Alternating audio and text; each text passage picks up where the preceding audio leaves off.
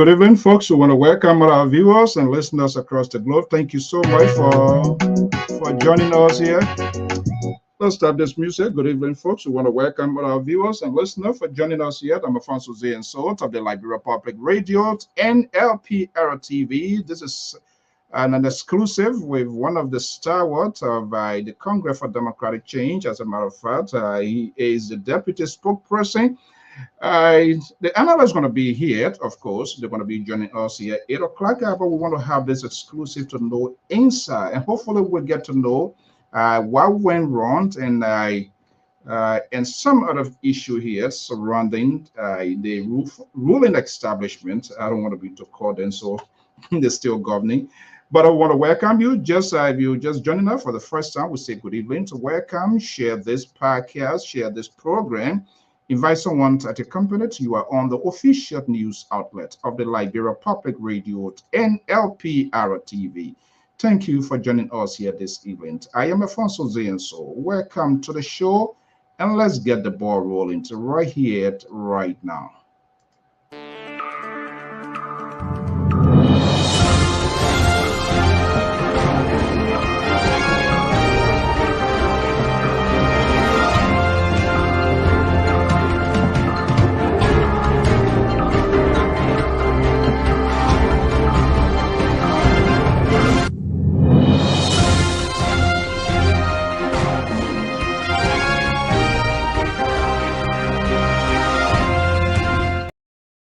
Good evening, folks. Good evening. It's 7:03 Eastern Standard Time right here in the New England Bureau of the Liberia Public Radio and Lpr-Tv.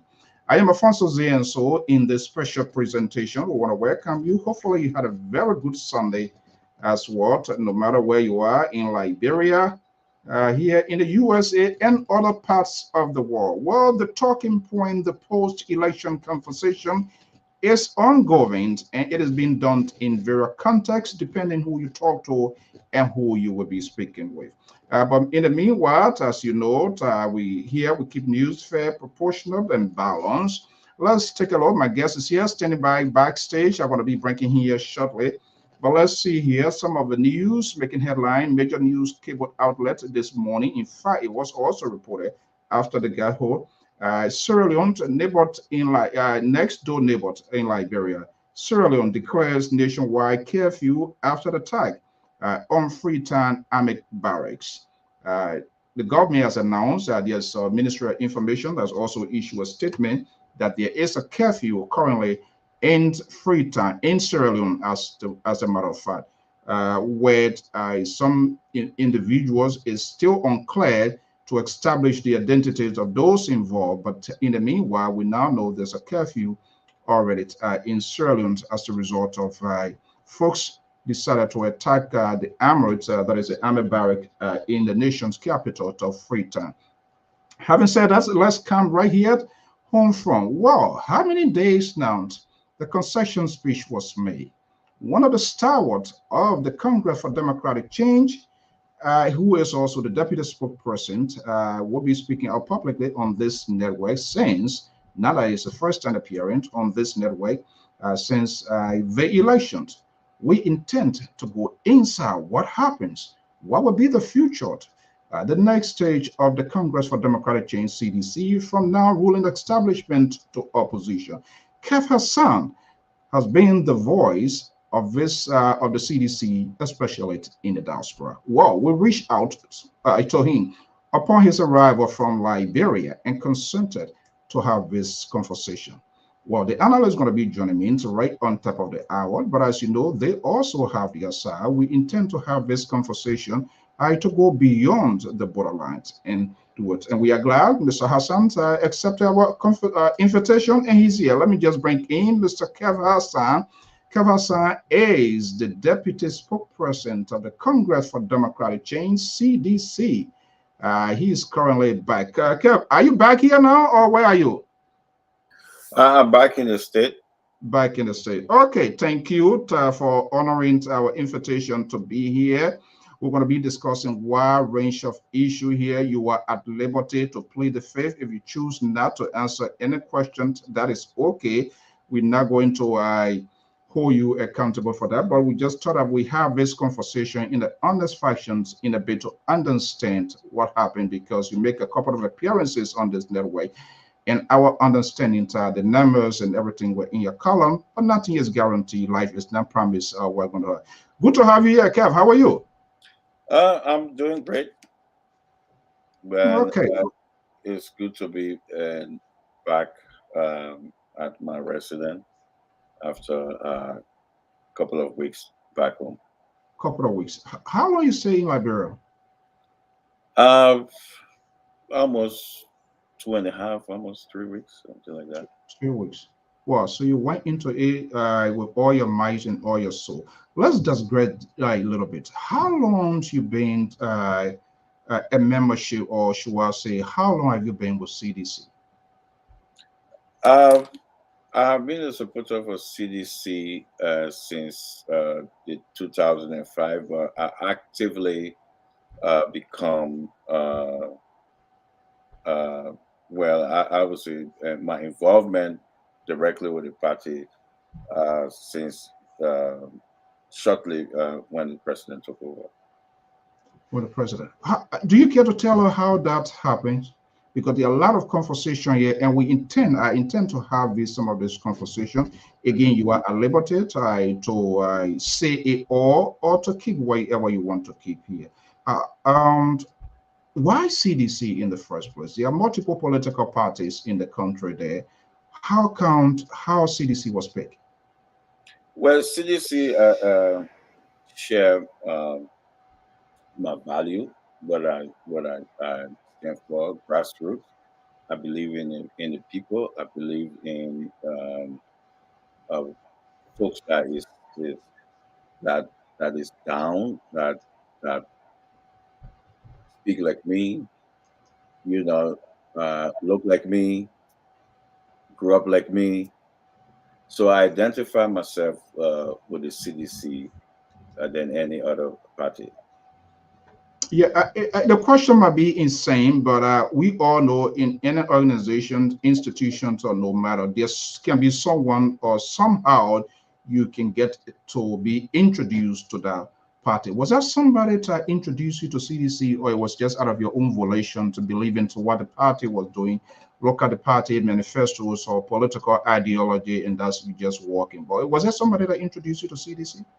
Well, I was, and I've become a supporter of this president for a very long time, especially during the football days, because I'm an IE man. And oh, you member of my club? I thought you were a Barrow man. No, That the Liberia is a Barrow man. Okay, okay. So when he entered politics, because of his work before he entered politics and during the war in Liberia, I got interested to follow his political steps, and that's how I decided to support the CDC. Then when my friend and brother Fagon was in the government, so it just all make it great. So, and that's how that paved the way through to yes, be more some. yes. So my understanding here, you knew the president way back before even becoming president, before becoming standard bearer, before becoming not personally, but I knew I followed him. You followed. Yeah. When that connection really took place, you remember? When the connection took place? Yes, you follow him. Yeah. Doing a politics time or the during the politics time. Yeah.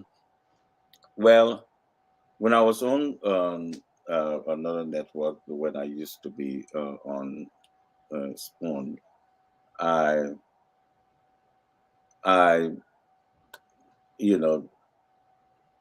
supported the president. You guys all saw when I was on Spoon my level of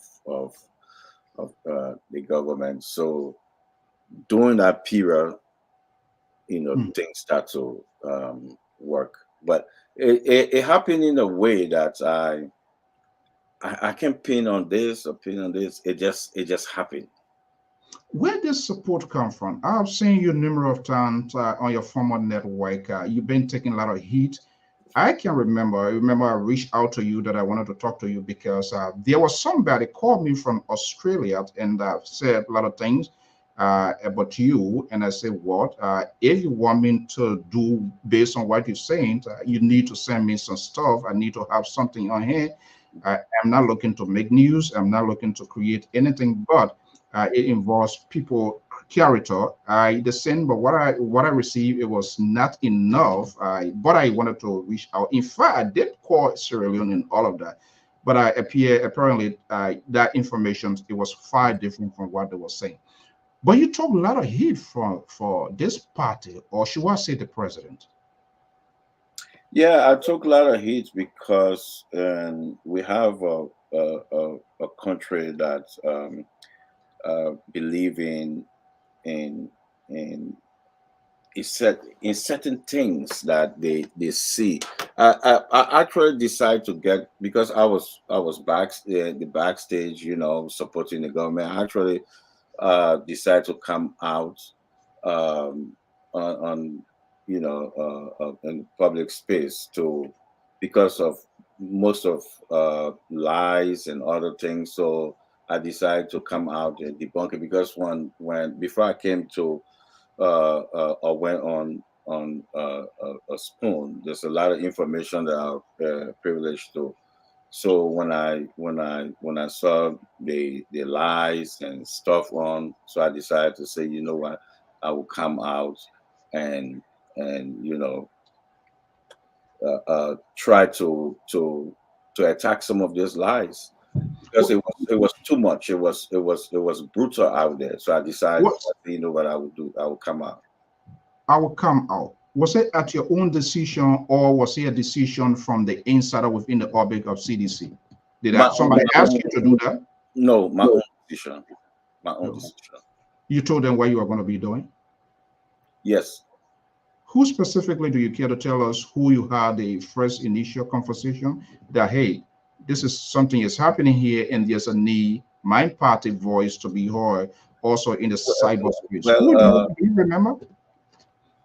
I was close with Miguel, and Former he's, Minister of State now, yes, former Minister Senator of England. State. Yes, he one of the person that I'm very close with. So, um, and And what did he tell you?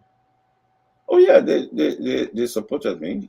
That we need to come out and combat some of these lies and that was roaming around, especially 16 billion, 25 million, all these crazy lies. Besides Nathaniel Mage, who else? My friend and brother Fagon, and Fago. He was then Deputy Minister for Public Affairs, correct? yeah. Correct. And they decided to support you. When you say support, people there will be wondering in what context, form, or shape were they supporting you? No, no, as certain people would think we say support of local financial, but there's no financial support. That's not what I'm saying. But since you get it out there, there have been a lot of news out there. Keff Hassan is being paid. I don't render judgment without asking the people. Since you mentioned the name financial, let me just lay another layer over it. Were you being compensated for what you were doing?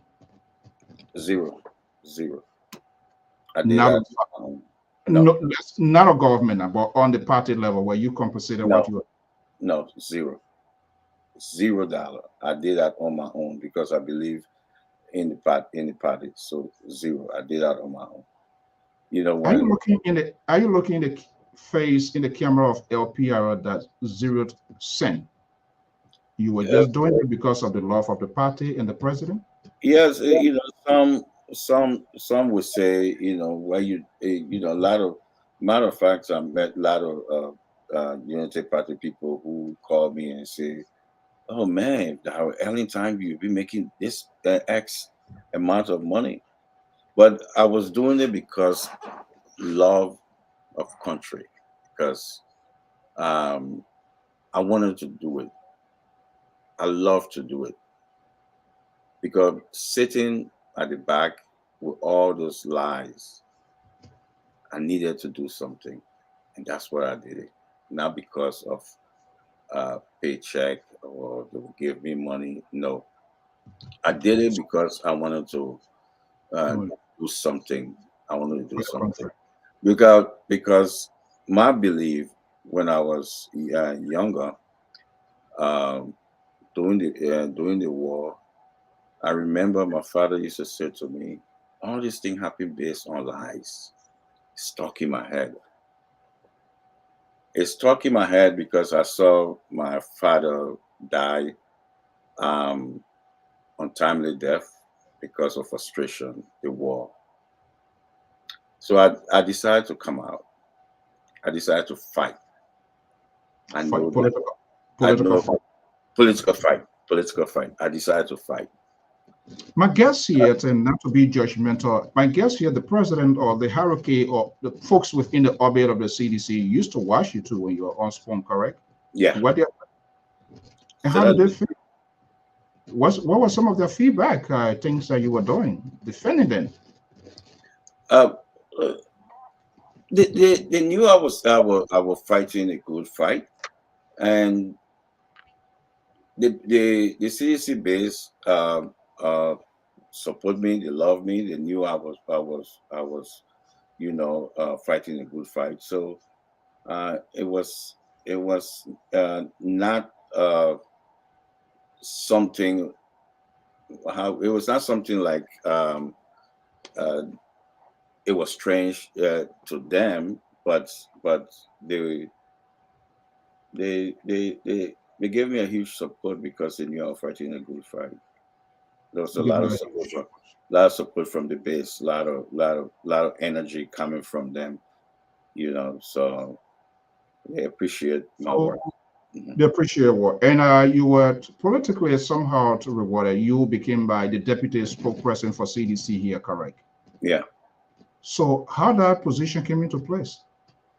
Uh, well, I didn't know it was going to and happen. I just in our chat room, I just saw it there. I'm like, oh yeah. Who threw in the chat room? There must be somebody that initiated that. Who put that I there? was appointed by Eugene Angwe. The campaign chairperson Yes, yes, with the consent of the standard bearer, I guess. yes, yes, sir. Yes, sir. So your position to here, your position was the establishment of CDC aware of it. Yes, sir. Of course. Well, I try to peruse your Facebook page, and there seems to mean that you are well connected. Let's look at some of these images here. You see the president there. I see the vice president. You sit down with Mangi. I see Samuel Tuwet, foreign minister Kenya. When CDC, let's go into the CBDC orbit. This phase, when they do that, what does it simplify? What is it? What is the meaning of that? When yeah, Power, power, strength. power strength to the people or to the president? Uh, not to the president, it's to the people. With CDC, we are for the people. We are a grassroots organization. We are the people. We are the people. I don't It's like Samora Machar and from Aluta. Mozambique, Yeah, Samara Machel. Aluta contributes.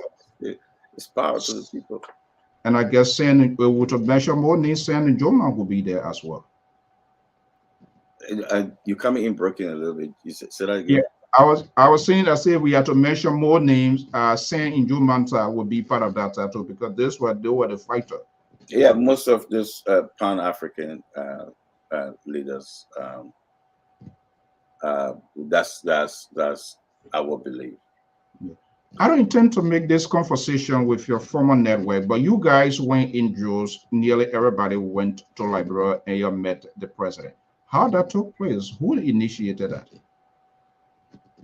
Uh, well, not to go in too much into that, but and I did play some part. That's about to say I did play some part. You played a part, major part into it. Yes, yes, sir. And you were welcomed by the insider within the CDC. Well, I can. It's a presidential visit. The president came to visit Liberians that out there. So and everybody should welcome when president visiting or talking to our Liberians.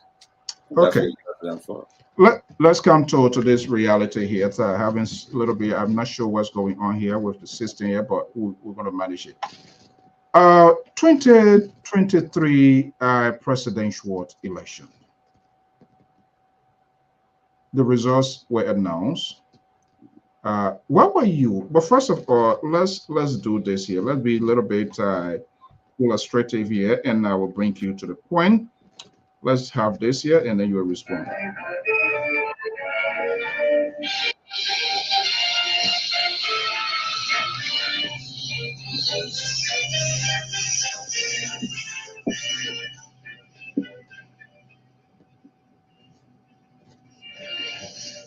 My fellow Liberians, distinguished ladies and gentlemen, I stand before you tonight with the utmost respect for the democratic process that has defined our nation. As your president and the leader of the Coalition for Democratic Change, I want to address you on the outcome of the runoff elections held on November 14, 2023. The results announced tonight, though not final, indicate that Ambassador Joseph Nimabuaka is in a lead that we cannot surpass. A few moments ago, I spoke with President-elect Joseph Nimabuaka to congratulate him on his victory. Tonight, as we acknowledge the result, let us also recognize that the true winners of these elections are the people of Liberia. Through your peaceful and orderly exercise of your constitutional right to vote, you have once again demonstrated your commitment to the democratic principles that bind us together as a nation. Under my leadership, these elections were organized with a promise to the Liberian people, a promise of fairness, peace, inclusion, transparency, and credibility. I'm proud to say that we have fulfilled that promise. The Liberian people have spoken, and we have heard their voice. However, the closeness of the result revealed a deep division within our country. As we transition to the new administration, we must be vigilant to the dangers of division and work together to find common ground. Now, more than ever, unity is paramount for the love of Mama Liberia. To the members of the National Coalition for Democratic Change, fellow partisans, seditions, reactions, auxiliaries, first-time voters, campaign managers, and party leaders, I understand that this is not the outcome we desire. Although we did not emerge victorious, your hard work and support have been the backbone of our campaign. And for that, I am deeply grateful. I urge you to follow my example and accept the result of the elections. Go home tonight with the knowledge that our ideas and vision for Liberia remain strong. We are a young movement and our time will come again. Tomorrow, resume your daily activities in a normal way and come and join me at our party headquarters to reflect on our journey and plan for our return to political leadership in 2029. My fellow Liberians, ladies and gentlemen, tonight the CDC have lost the election, but Liberia has won. This is a time for graciousness in defeat, a time to place our country above party and patriotism above personal interests. I remain the president until the handover of power, and I will continue to work for the good of Liberia. Let us heal the division caused by the campaign and come together as one nation and one united people. May God bless Liberia, and may we continue to strive for a better future together. Thank you.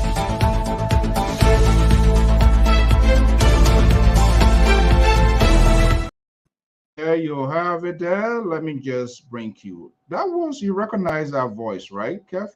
Yeah, that's the president. Yeah. That's a president voice. Seditions calling. Are you reacting sedition or you all of the above? All of the above. All of the above. And the president called on the reactions, the seditions to go home in peace and go about their normal businesses. You did that? Who did that? The president or? Oh, I mean, asking supporters to go home in peace and resume their normal businesses the next day. I said, did you hear to that president's announcement? Yes.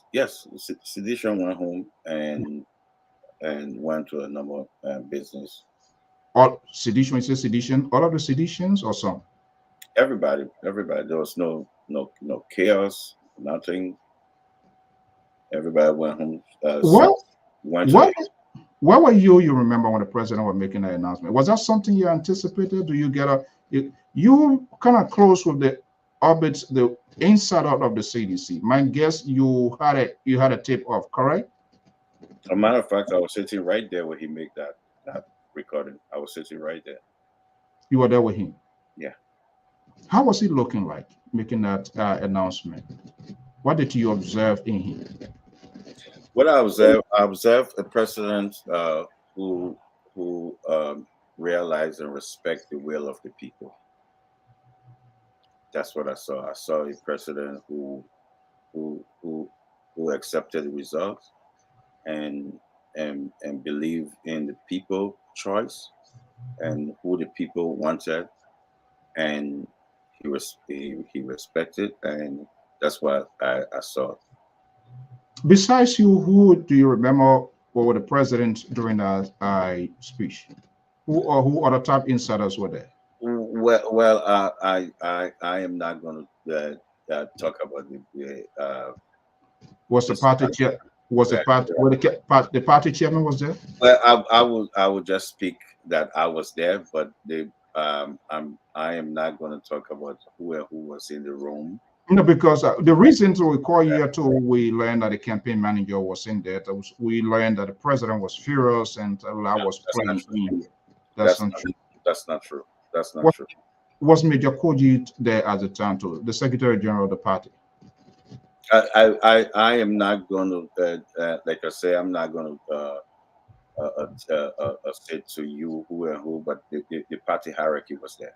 How many persons you remember when you say party hierarchy were there? Yeah, I am not going to give that details, but the party hierarchy was there. They were with the president. Yes, sir. So are you saying, you're telling us here that the announcement by the president was in full consent of the hierarchies of the party? You see, let me say this to you. The CDC is a disciplined party, and the president is our leader. And when the people speak, and we go by it, so we respect the will of the people. Sedition respect the will of the people. The people spoke, and that's it. Final. Do you as Keff Hassan, do you accept the result of the election? Sure, I do. I accept the result because we have to respect the will of the people. Okay. I want you to play this so we can do a cutting edge yet as to whether seditions or the insider or some of the leaders of the party. I also respect their leader in the states. I want to play this yet, and let's see here. Let's watch and see. The evidence say that can be empirical and empirical facts that is clearly pointed out. It's been established. It happened here with Ellen Johnson Sirleaf in 1985.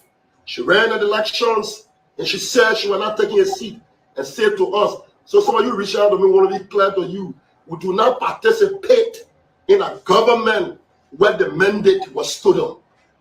We stay here with the people. Come out. We stay right here. We got zero intention to participate with a process that has the cloud of a stolen mandate. Have the cloud of a stolen mandate. We will not. We stay here, we look after the people, and we, with 1 inch, the people have been encouraged to really kind. They have been encouraged to stay, but to be extremely robust, vigilant. So sedition, honor our first. You are here to be informed. On Saturday, there will be a mass gathering. We ask you to come at the party headquarters. We'll be converging at the party headquarters, and we'll be able to meet with you in segment and inform you. And you're facing this reality. This is where we are. Don't feel abandoned. Don't feel somehow. This momentary moment shall come and pass. And you can rest assured, we will not abandon you in any form and manner. We were with you before, we were with you yesterday. You can be rest assured, we will always be with you as your leader, and we'll be here. As we lead you, we shall never lead you from the back. We will lead you from the front. Sedition, we convince in your fortitude, and your tenacity, and your courage. We are aware what you're capable of going through. You, sedition, you can surmount these processes and these women. I want to say to you, remain kind. The beast is greater than anything. But if anyone who think that because you were given a chance out of our goodwill, and you think that is sufficient enough to intimidate, you are sadly mistaken. That is not possible. We're not one of you people who want to bring war into this country. That Mr. Barker, who said that if he doesn't win this country, the country will end. We don't have to end a country on, or we don't have to end a country on a mere quest of ambition. No. Okay, let's have a conversation here. Kev, do you recognize that gentleman? Yes, it's the mayor, Jeff Kojo, yes. The mayor and the secretary general of the party.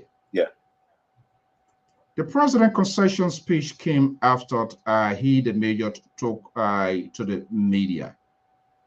Can we say he took the instructions of the president, or was he speaking for the party? Who was he actually speaking from? You as a sedition, you as a Wiashin.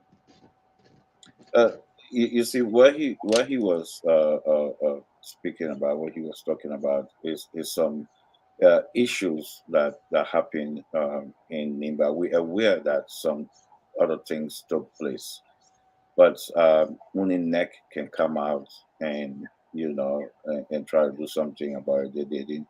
So that is his frustration, and we all do have that frustration. We knew some games play in Nimba, but we powerless. NEC, and we brought that to NEC attention. It left with NEC to go about it. So we have no choices to, in the name of peace, and we have to agree with the result. But his frustration, that we all know, we all felt that frustration. It was a serious frustration that we knew what happened in Nimba, things play in Nimba. So we can't do anything about it right now. So the president knew that things play out in Nimba, so it says that because he is sounding like Donald Trump, the election was stolen from CDC. Is that what seditions and we actually believe? The election was stolen. At this moment, we are going to a smooth transition, and whatever happen, the peace of the nation is paramount. So, and that's what we are focusing now. So to let the Unity Party government come in and continue to move the country. I hope they will move the country forward. So that's what we are focusing right now. So why the frustrations lead him in that direction after his standard bearer considered? And I guess he should be aware. And even if he was not aware, the standard bearer already spoke, say at this point in time, these numbers cannot make us to surprise. That was a good concession speech, and for he to come back to say that what is going on within the orbit of the CDC? There seems to be a sort of a huge disagreement. We are being told that a couple of people or hurricanes of the party were not informed of the president's decision because the counting was still going. I just I come in your talk that counting was still going forward. And then after the president's speech, to see the Secretary General. And when the Secretary General speaks, ordinary person that would say that's the party speaking. So is he speaking as Jefferson Koji or Secretary General or Mayor of the city of Monrovia? In what capacity was he speaking? Because his president has already made a concession, placed a phone call to the president. Like, what was the point? What was he trying to project? We all had the same frustration that he had. We all were frustrated on what happened in Nimba. So he expressing that. But I just told you that the hierarchy was in the room. So in whatever stuff that going out is just what the public wanted. Well, some folks wanted to say, but there's no such thing as that. We saw the numbers, and the president saw the numbers. He's a very smart man, and he announced.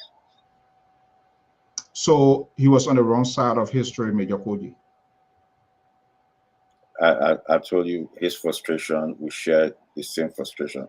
I share that too.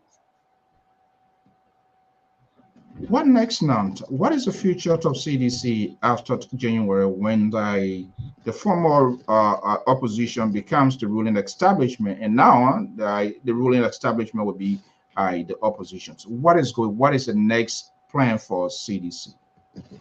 We as an opposition, and we will stay in the opposition, and we will hold the ruling party and then feet to fire for what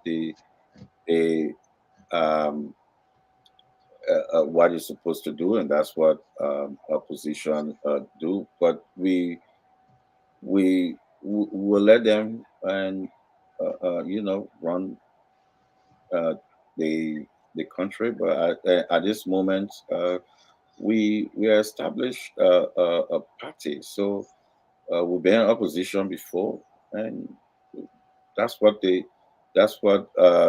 happen when you lose the election. You go as opposition, and then you stay continue, and they fight. You can never stop fighting for your country because you're opposition. You fight for your country whether you government or your opposition. You stay fight for your country, and that's what we're gonna do. And honestly, when I listen to the president's speech, if there's nothing will be remembered by this president, that's a concession speech. I think that's one of the legacies will be ever to be remembered. We are always seeing what is happening in Sierra Leone. There were apprehensions. The international community came out. There was foul play in the elections, in the counting. APC walk out later on to the consolidated came in here with saying coup attempt. These are some of the still leftovers of the elections madness, if I were to call it, to see what's happening. Well, after the turning over, where with the president, do you think the president intends to stay in the country, or are you going to take a break? Well, it's solely with the president what he would do. But what I would say to you, the president will be actively involved in Liberia. He never left Liberia since he was what I would say, since he has sense to do things for Liberia. The president always took back. You remember when there was no Liberia, it was George Weah. That's the face. So he will never abandon Liberia. He loved that country. He will never. Is he holding anybody responsible of the defeat? Do you think CDC, it was like a marble stone, gold stone ball that were in you guys' hand? How this slipped away so fast? Just one trend. What went wrong? Who didn't do what? You see, we got to understand we got to understand one thing. You see, our one of the things that gave us a serious issue is the failure of the Unity Party. That ghost follow us. The failure of the Unity Party.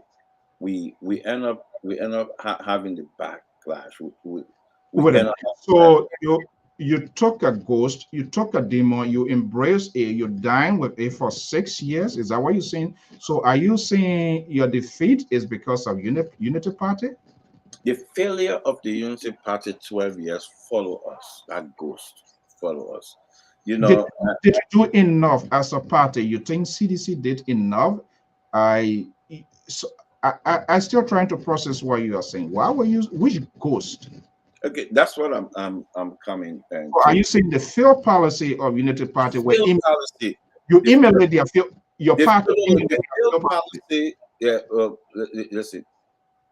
There's certain things that they did not do because of the failure, because of how they failed, Let me be specific. What they didn't do? how What? they how they failed Liberia, and people expected certain things. Where do they feel Liberia, Kev? They fail Liberia in terms of infrastructure. They fail Liberia in terms of growing the economy. In terms of you remember they are the first legitimate government and post-war. I'm not saying the child stealer, the other one had some issue internationally, but they are the first government since the war. They had a lot of opportunity that they should have built that country. Never happened.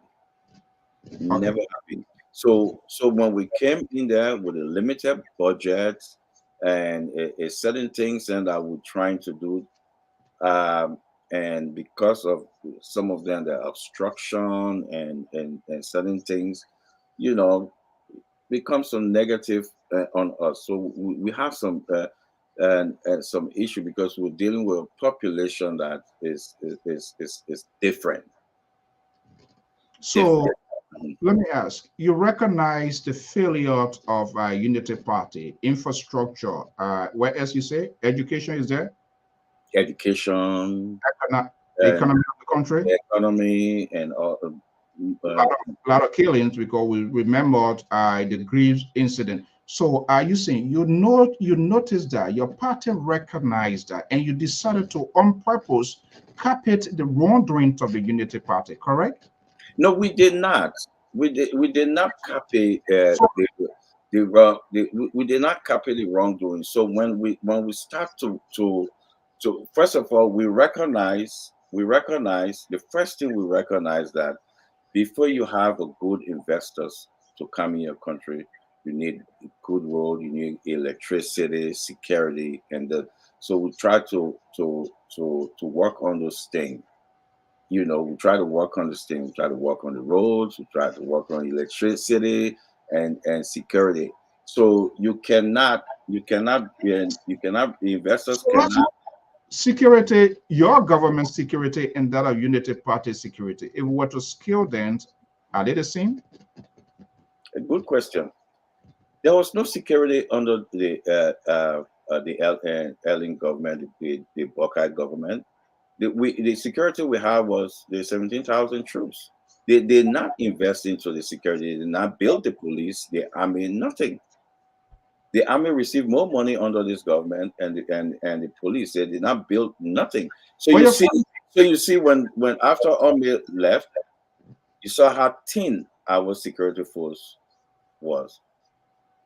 So you see, so they had the all that the 12 years they have security under the army security. 17,000 troops were taking care of Liberia. There was not the country was not in the hands of Liberian police. Yes, we have police chief, we have and chief of staff, but they were not taking care of the 17,000 troops were patrolling that country day and night by air, land, and sea. So Okay. it's a fact. what are you saying here? Is that the beliefs of CDC? Is that what the president, the party thinking for which they were defeated? Is that what you're saying? You see, But your finance minister made a projection where there was a money that way much over the citizens. So how can you come here to say that security? We have the griefs. Are there other real factors that you can tell us which we do not know or that have been discussed within the CDC for which they fell below the belt? You see, this is the problem in Liberia. I don't know if people remember, because I think a lot of amnesia going on in the country. I don't know if they remember Liberia Fourth War, because people tend to forget. They tend to forget, and one of the things I think I feel that we underestimate the way the people process the things.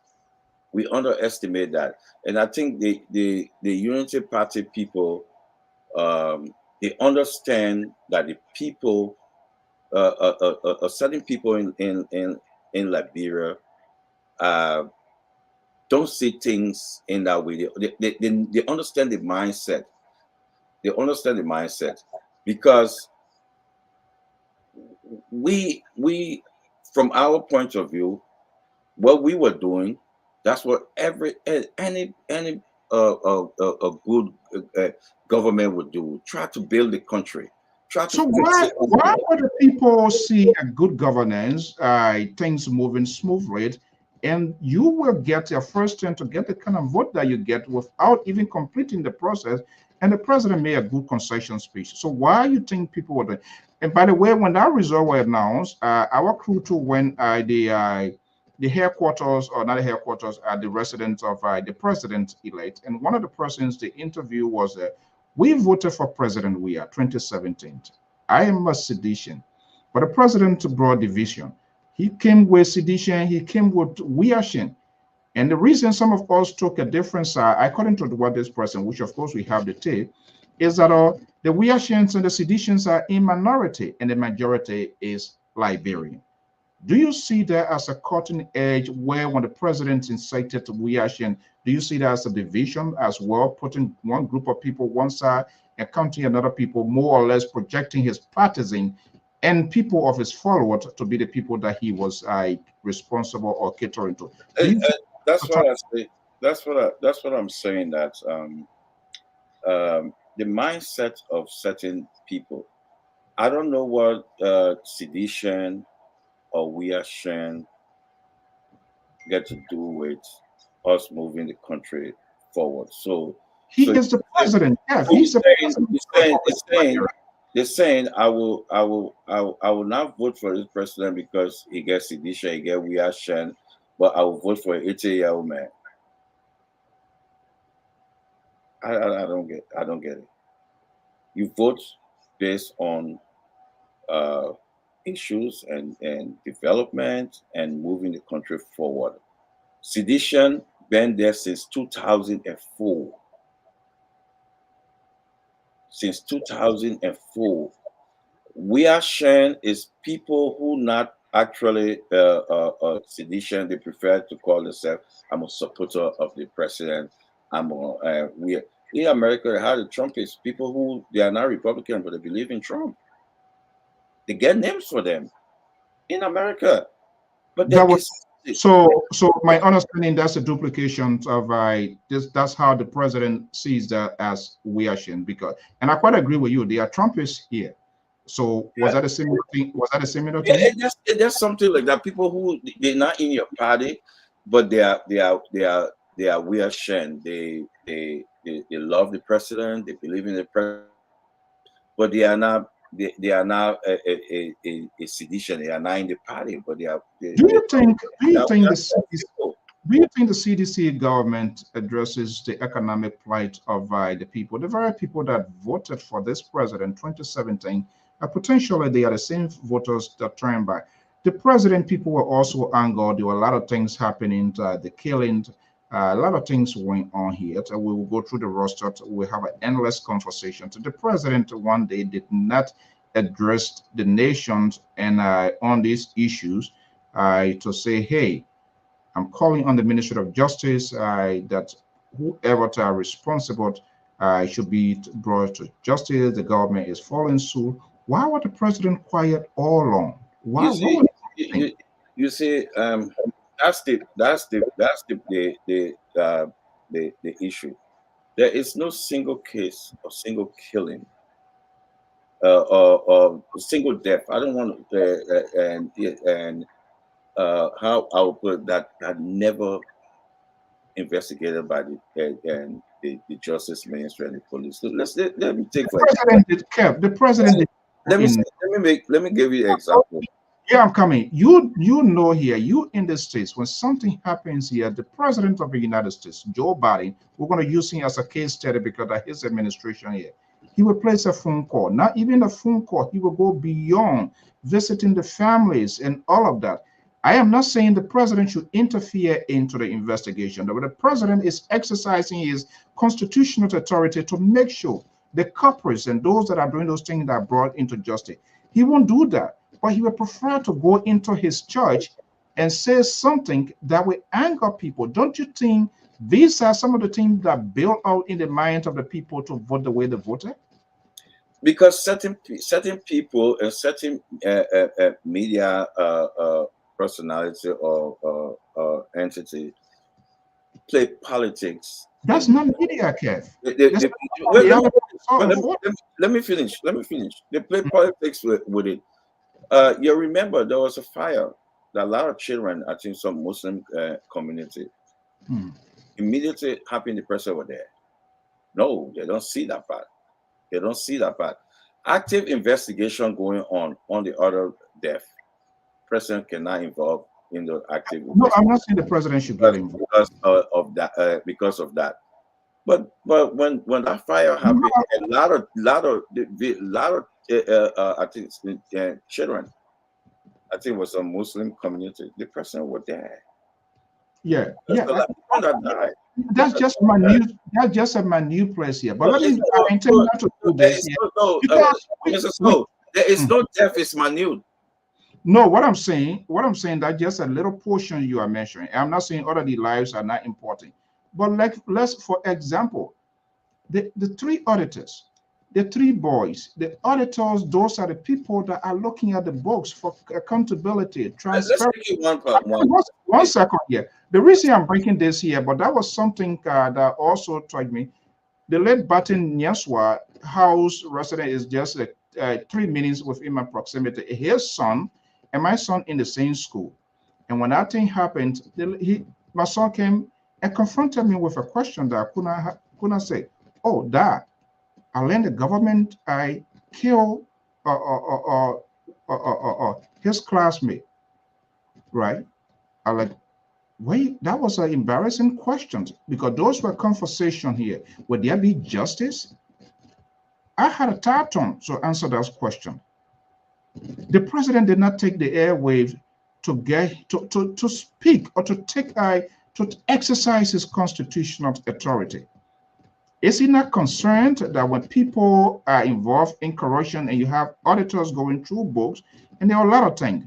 I do not have all of the facts to say this person did this, but we didn't see enough was done, or I didn't see enough for the president to speak to the nation in regards to all the other many incidences that took place.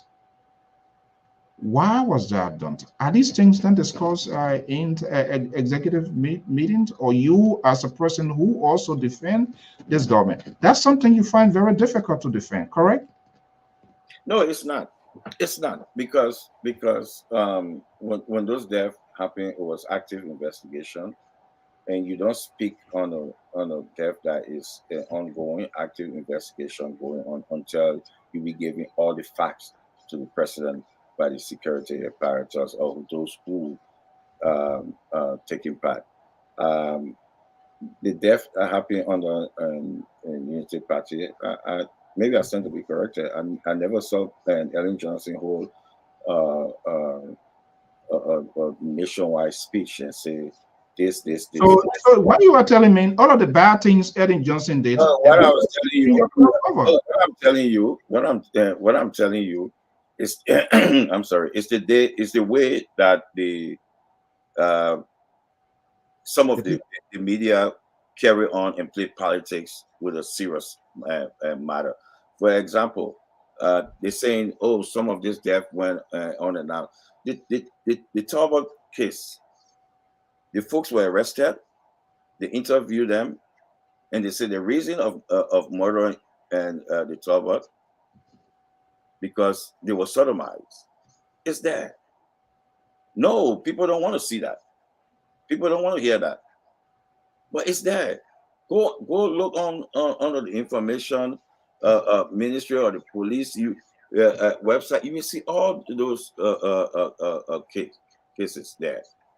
There's no case of death that I remember the police or the justice ministry abandoned. They're there. The case of Princess Cooper. You saw it. Everything being concluded. You saw the case of it was concluded. It was concluded because of she died because of illness. Not nobody killed her. But it's the mindset. It's the mindset, and that's what I say that the Unity Party people understand how gullible our people mindset. So they play into that. They use it. They use it. So we try to play with the minds of the people. They did that, and they succeed with winning election based on some of those lies. Based on some of the lies. So basically, you murdered the start of the Unity Party, and you ended up not winning the election. Correct? We model the style? No. Yeah, because everything you said, the Unity side, the Unity Party, you said it is the 12 years. I was just asking the question: where are the scrutiny? Those same folks who scrutinize us, or who saying those things, or who playing games with these things? So, where are they? So where are they when it used to used to happen? So I'm just giving that. Example. But we did not follow or say because Unity Party into this we would do so this. We what it did to us that they decide to just play politics with thing and got really lucky to convince 1.28%. Not large, not more, because the country is divided. So they were lucky to convince 1.28%. So are you saying it is conspiracy, falsehood, innuendos, subliminal messages, all of these things that factor in to throw those day on the ruling establishment to get you to be politically victimized? Is that what you're saying? Exactly. Because I will give it to the Unity Party. The Unity Party, they understand the mindset of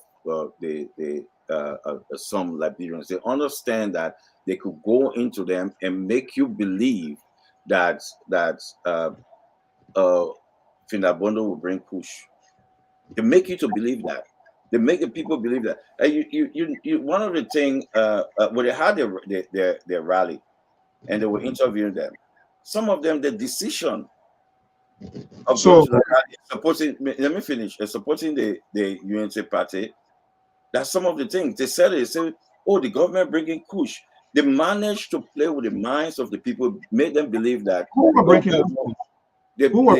Who brought those? How will we know that we brought that Kush is all over? Kush is all over in Black Africa. It's something as serious that is hurting our family member, our children. It's hurting us. The people with politics. How can a sitting president bring drugs. So it seems to me there seems to be a big regret within the CDC establishment because they did not hold a unity party, and some of us saw that here. Millions of dollars were invested in the rehabilitation process of war victims. We do not know how many persons were properly rehabilitated. We do not know where the process started. Your government came out and graded the Unity Party 80%, which means 80%, that's a good grade mark, to the extent that they allow some other ministers to stay in, probably that's government or inclusion. Do you see that? Yeah, You see, that is the problem. This government never ever grade the Unity Party government 80% because of the good job.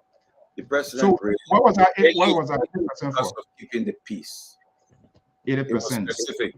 Yes, that was a question posed to the president. It was specific, and he said because of the peace.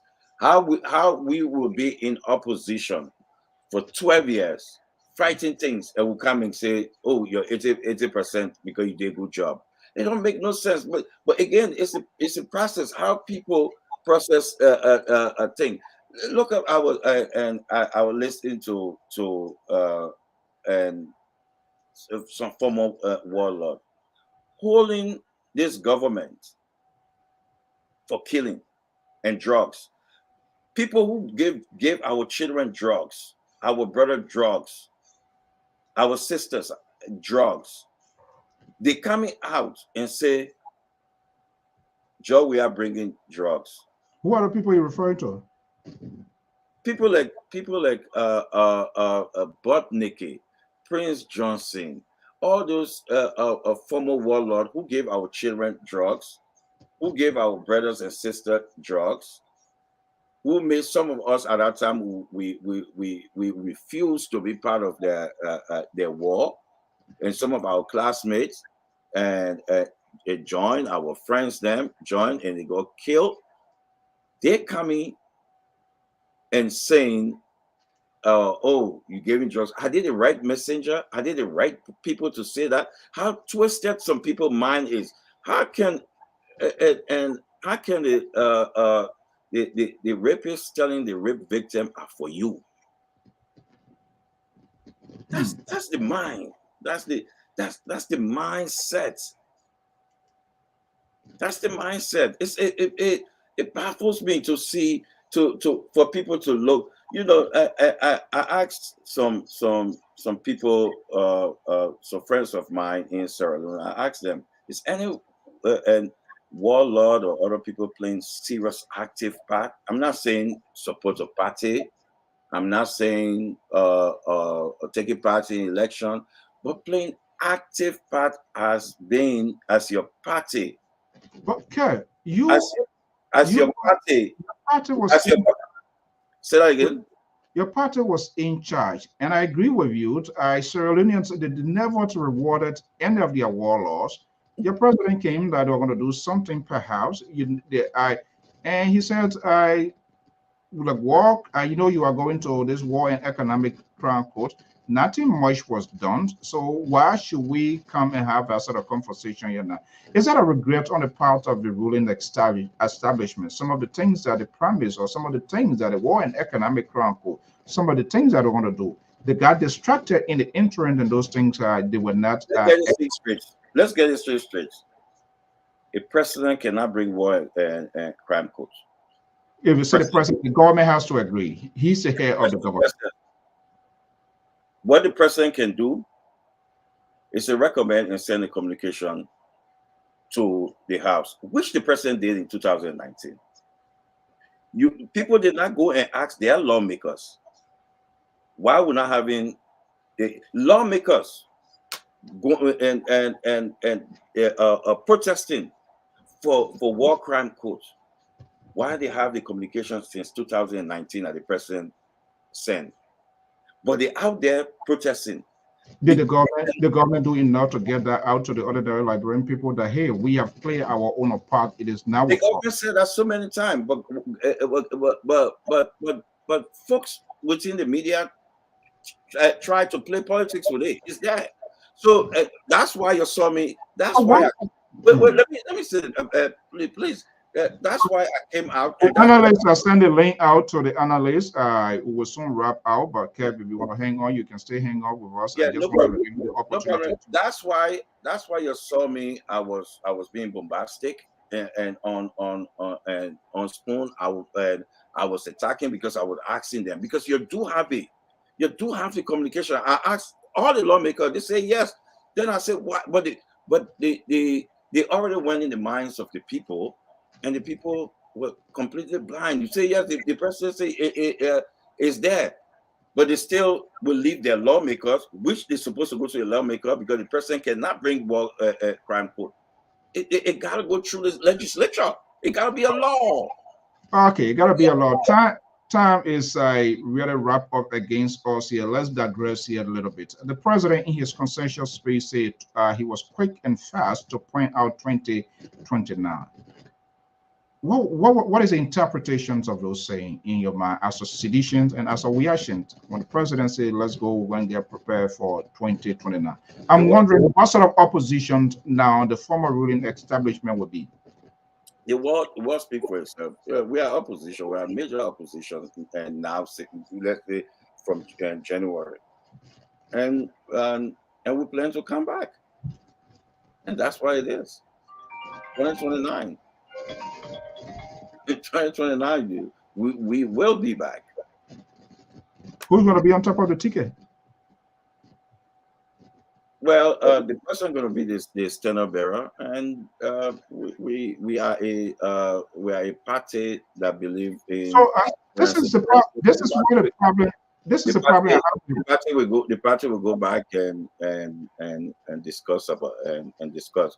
You know, and our party will the president will remain as the head of our party, but the party will go back and say that the president is the head of the party. I know he's the head, and this is a problem that I have, Kev. And now with the CDC, all the parties in Liberia, you would never see anybody coming in to say, "Oh, we are preparing this person in case of eventuality to take charge of the party." So right now, it is only you look at Joseph Boyka Unity Party. You can easily guess to say who's going to be the next phase of Unity Party.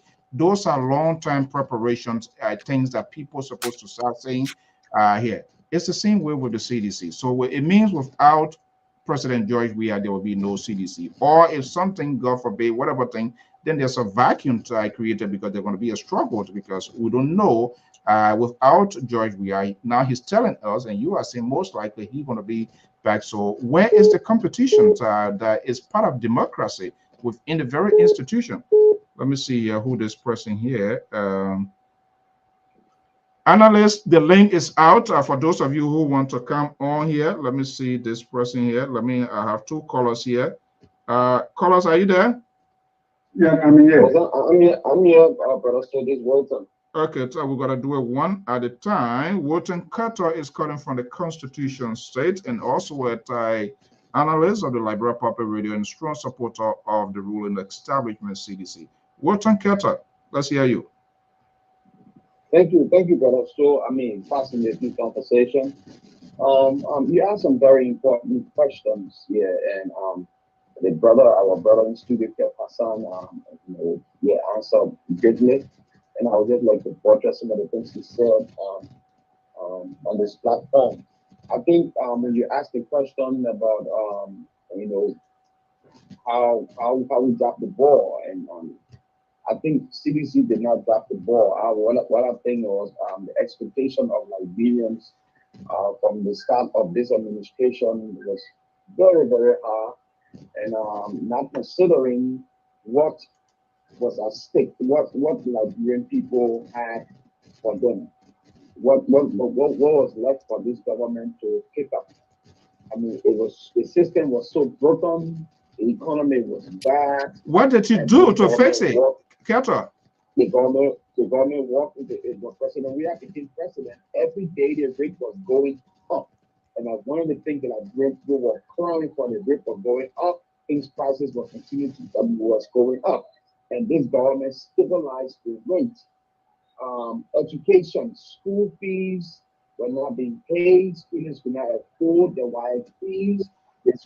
I'll send the link to everybody. Just look at either look at your screen. I'm gonna send it again. We have bad rules in most part of the country. Which one, Keto? Which one, Keto? Yes, I'm listening. Yes, I'm listening. When you say you have Barrow, then how this name Barrow Medicine came about? So was that a fake name or what? Okay, so this is what I'm saying. He tried to work and repair or even build more roads, but construction is not an event, it's a process. And in the meantime, our country will have two major seasons, the rainy season and the dry season. The dry season probably lasts for more than 6 months or 6 months. And during those times, we do not do construction, especially when it comes to road.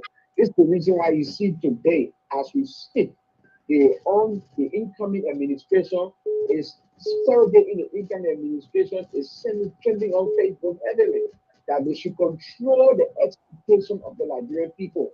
Because with all of the agitation that they're doing, President, we are turned. They knew fully well that our country, being a country that is not industrial, we have nothing in that country. Wilton, Keto, I'll send a link to you. If you want to come on, we can do that as well. But then I'm driving from my vacation. I'm coming back to America. My brother's driving, and I'm sitting out. I'm calling. I can't come on because we're gonna be dark. Okay. So I'm gonna be dark. Okay. Okay. Make your point clear. Let me go to the next caller. Yeah. So this is the reason why today they are trying to say that we should lower the expectation of the Liberian people. But they knew fully well, during the time President we have took over. Go to check your link, check your email, I just send it again. Get the conversation and push the Liberian people to accept that President we have to play magic and transform the Liberian people's lives in the few months that he became president, and even the few years that he became president, to transform the Liberian people's lives. Today they are asking to lower expectation. Thank you so much. Saying no. We're not going to lower expectation. We are waiting for you to rescue this country from where you took it from. Thank you so much, Keto. Let's go to the next caller here. Amos George, welcome. Let's bring in our analyst. This analyst of the Liberia Public Radio, Kato Jalabalayan, is here from New Jersey. The next caller, go ahead quick before I go to the line, to the phone line. Is it me? Yeah, go ahead. Okay, 2 minutes or so. This is Vegetable Power.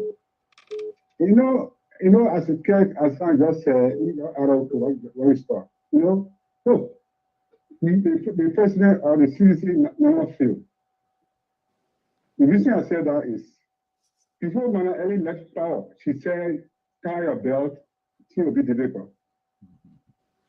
Again, you saw all men left in the country. There was a lot of gap in the elected place. President said in. A lot of what? Gap. A lot of space. Like what? Example of what?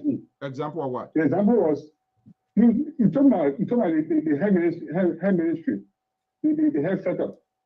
Those are working in the government, or those are working in the army, and those people that was on payroll for army, and those NGOs that used to be in the country, all of them left. So and the money that used to bring the country every month or every year, everything stopped. Breakable. This is like gap left in place. So you decided to continue with that gap. So when the president came in as a new government, he never done SARS. You know, run SARS. What he did was maintain those people in place and bring those ones that bring on board. So those things that people see, look, that will now be the way you think about it before, even the whole world. Okay, thank you so much. Yes, when you say why is not this, or why is saying the thing they don't call why brought on board. Because I gotta go. My analysts are here. Thank you. Thank you so much. Because you find this is. Let me go to Amos Joyce Koto Jalabalayan. Good evening. Happy Sunday. Good to see you. Our special guest here today is Mr. Keff Hassan, who is the CDC's spokesperson. The good thing about this network, we intend not to leave no one behind. All voices will be heard. And we urge that Mr. Hassan be a regular visitor here, hopefully, because 6-year opposition and that's small thing. If nobody want to accommodate you, LPR is here. We here, we not for no party. The reason I didn't come, Emma George and Cotto didn't come in, they took I just decided to give you a so, but they all understand that here. Gentlemen, good evening. Our guest is here. Kev is here with us here. So, Cotto, good evening. Welcome. How you doing? Welcome. Yeah. How you doing? Yeah, hold on. Who's that? You're on the phone. Yeah. Yeah, you gotta hold on 1 second. Amos Joy, good evening. Good evening, Mr. So. Good evening, Cotto, and to my brother Keff Hassan. How you doing? Welcome back. Thank you. How are you, Cotto? Yeah, good evening, Mr. So. Keff Hassan, boy, I give you hands up, man. Yeah. How you doing? So good to see you again. Let me start going on the attack here, right here. Let me see. I gotta help Kev out here. You guys, Unity Party, the road, the security, the other medical, with health, everything. Why you decided to leave that all that sort of garbage and throw them the CDC? CDC come, they can't handle it to get us to be where we are. So you are the cause of the president not getting the re-election. Let me get your thoughts. Was that a good arguable point, by our friend, brother Keff Hassan, because of Unity Party, the propaganda, the force who are those issues what the people voted for? The way they voted? It's me? Is anyone right now? Yeah. Mm-hmm. Yeah, thank you, Mr. So. It's very unfortunate now that Kev will start crying this big cry. Kev, according to him, the government were capable of running this the country, and with the anxiety they had or the emotion or whatever feeling they had at the time that we have friends that were waiting to come in to assist the government of Liberia, then which will honor the George Weah government. It's very unfortunate that George Weah, will have all the amount, the 80 million, and the amount of friends he had all around the world that they could not come to it. And depending on Ellen to have left money for him to come and run his government. It's very unfortunate because you start there 18 years and in government in waiting that you did not make any arrangement for all of this and did not expect all of this. And this is somebody who worked in the government that he came in to serve in. And for the matter of fact, he was a senator. Can you mute? You have in the background noise. Can you mute your phone, please? I will do that. Yeah, please mute your phone. After, then I'll bring you the Cotto. Go ahead. We're getting the background noise. Okay, one of the biggest county that we know and we high population, he was heading there. So what were he doing all of the time? He was serving as an opposition and in a senator that they did not foresee all of these things coming, that he chose to run as a president. Because I think it's this service to the Liberian people. And he says that and said that the people were listening to lie. And I borrowed this word from our sister from the ANC. You cannot conceptualize lying or the life of the people. And these are the people that were living there. Here is Keff Hassan. He had come right back to America. He's sitting right here. And the people are there. They're feeling the pinch of what they have been experiencing in Liberia. I mean, it's unfortunate that today he will be coming out to say all of these things. But it's unfortunate. I think what they should be doing now is to apologize to the people of Liberia for what they have done, for not serving the people of Liberia well. Because as we speak right now, he talked about Ellen did not do well. Right now, we worry about the debt he had left with the people of Liberia. Okay, let me hold you there. Right now, and we're not crying. We're thinking on how. We're thinking on how to even manage the debt now he had left us in. And all of the money that was coming in, we could see what was being done. But since he was in, George Weah had the opportunity to bring companies or, his friends to come and help Liberia. But we saw let me hold you there. The biggest thing we saw. Let me hold you there quickly. The auditors. Yeah. Okay, let Yeah, me hold you there. you're breaking in. Yeah, so let me hold you there. The horse is getting crowded. Let me get these guys off the phone quickly here. Caller 612, are you there? Caller 612.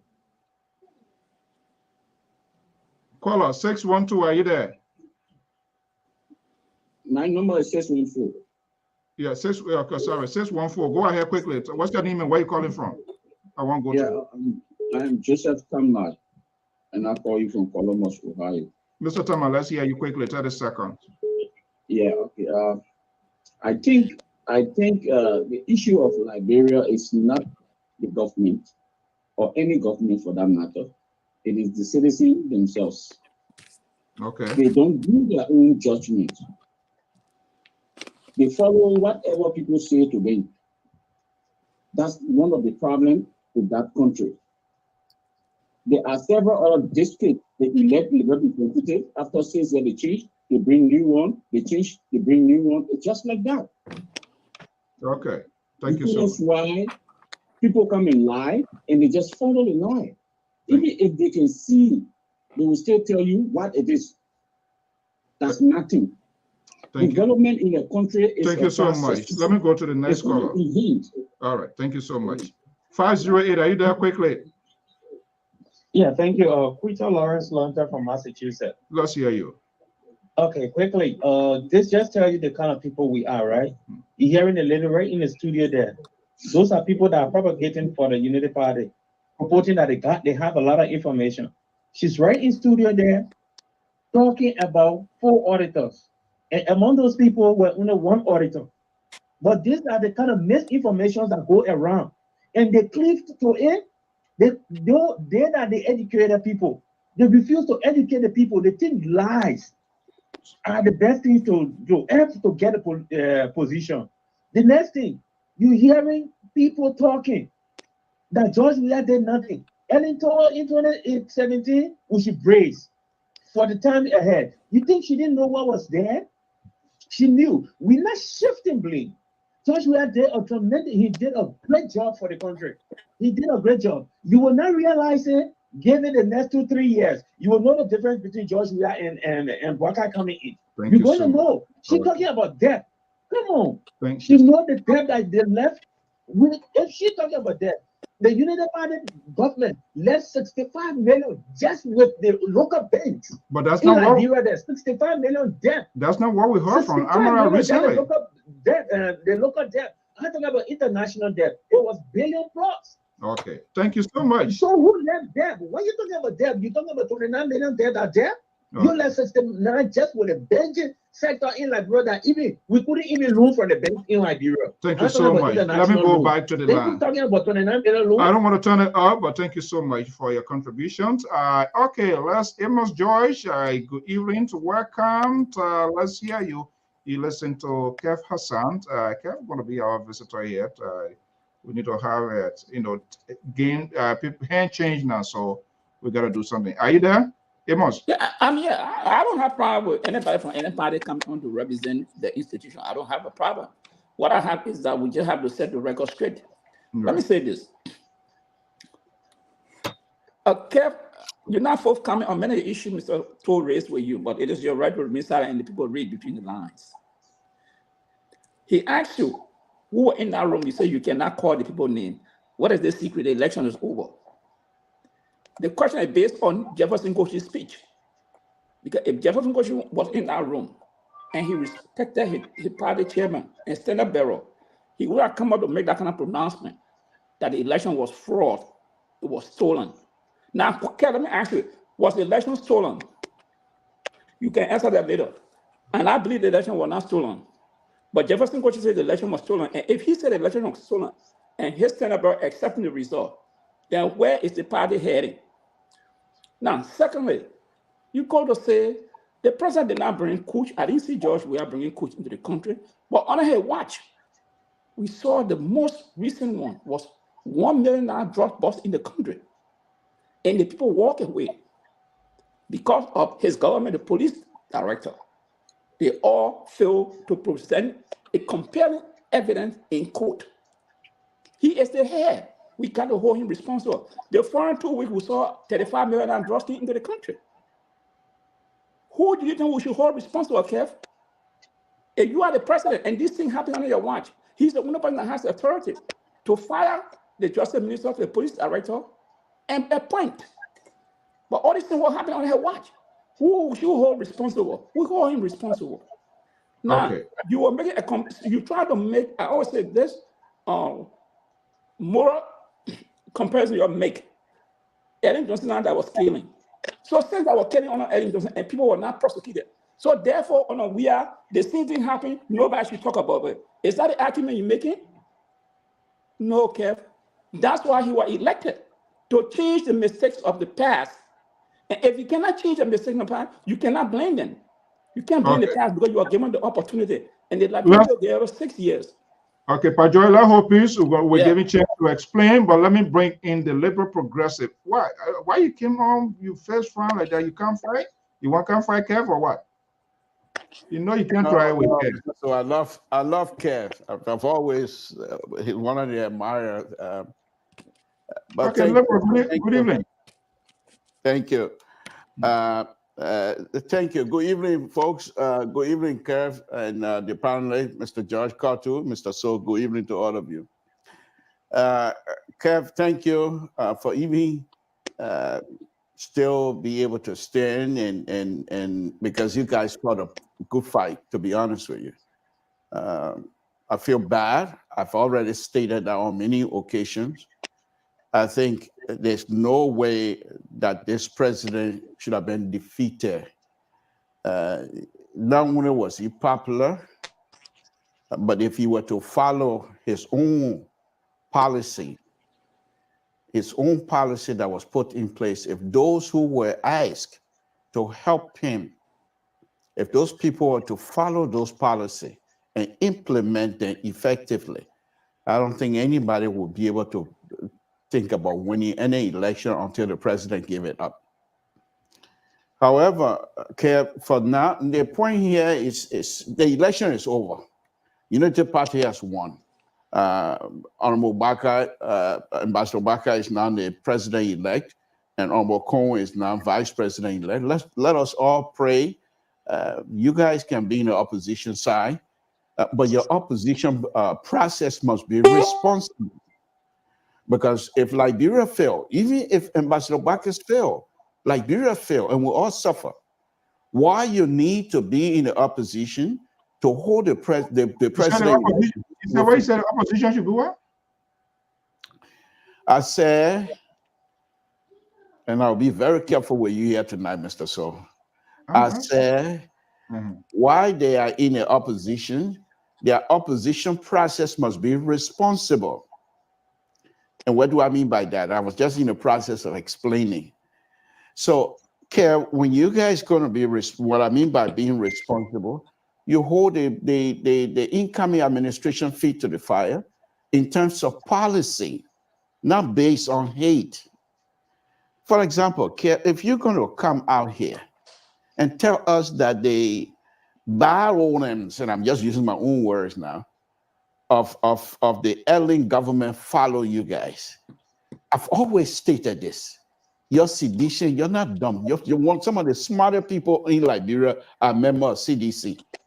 Sedition are highly educated, sophisticated. And for you to come here to say, after 12 years of watching Madam Salif and Honorable Baka operating, you people saw all the little pitfalls, the holes, and what have you. And for you to say those things follow you. And you, as an intellectual, as an expert, look at Samuel Twa, the most smarter person in the whole room, as far as Liberia is concerned, my opinion. And you're going to say here to say these things follow you and you were not able to recognize it? Then what is the point? What is the essence of even educating yourself? Because those are things, those are little points as an educated person that perhaps you need to make the determination that no, we're not going to do this. No, we're not going to do that. So I just feel perhaps it's election issues, and I hope that you people will get all over with it. And then, as President Weah said, you got, and the good thing is, many of you are young. including the president. So 6 years is nothing to you. It's nothing to you. Okay, However, you know what? last All thing I right. want to say, Don't come the with that. issue of You can't advise Keff or what? Mr. So, you have a wonderful show. Let me not be the person to fight with you, please. No, we're not fighting about the time to advise the time part the election. I'm not here to be lectured by you or anybody else. I'm not here for Kumba here. So let me make my point. Kev, in terms of with respect to Mayor Kochi, I thought what Mayor Kochi did was disrespectful, unacceptable. I don't care whether he was in the room when President made that. It is not his place. He can express his frustration. Fine, as sedition. But for you to say election that has already been accepted by your standard bearer, for you to come now to say the election was stolen, unacceptable. And that's why from day one, I've been saying to Mayor Kochi, when you guys came to power, as young and intelligent as smart he was, he should have gone to school, just like Amara Kone did, and come back later and then be able to understand how the governmental system works, because he does not understand it. As a result of that, he come and put his foot in his mouth. You were not putting his foot in your mouth. Unacceptable. Okay. I need to answer. Mr.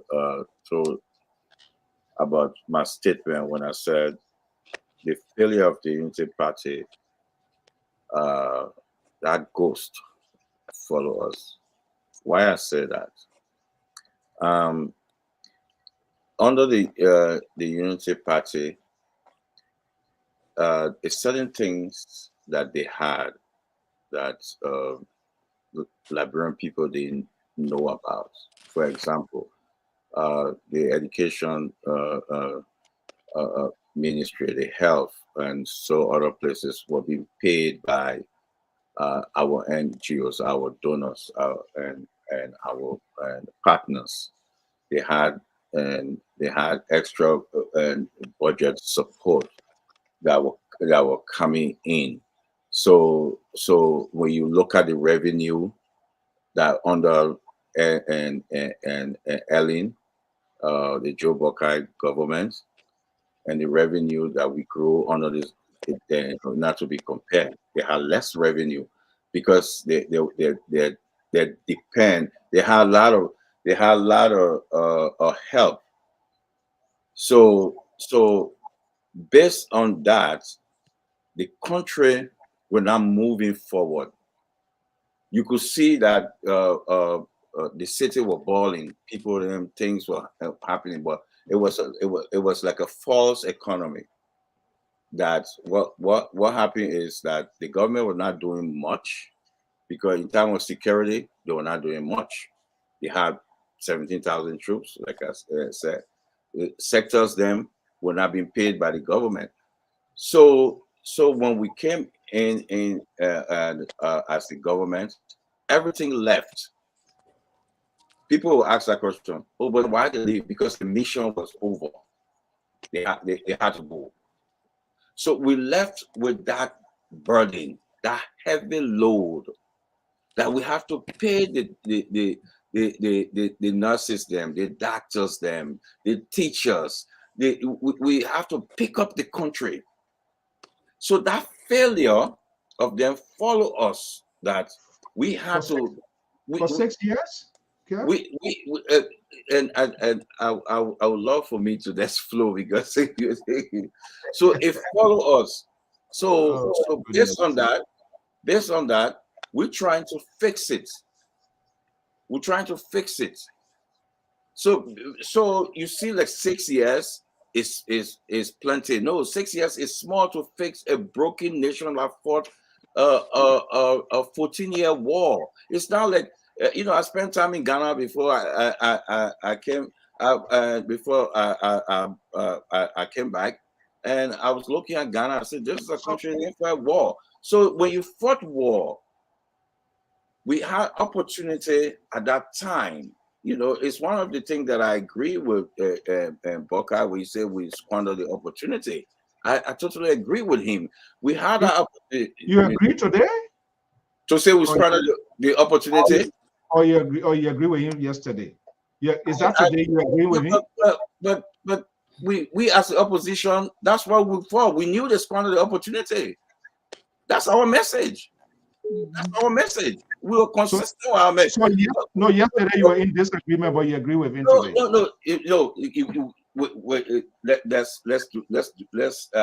Let's make sense of this. We always agree that the Unity Party squandered opportunity.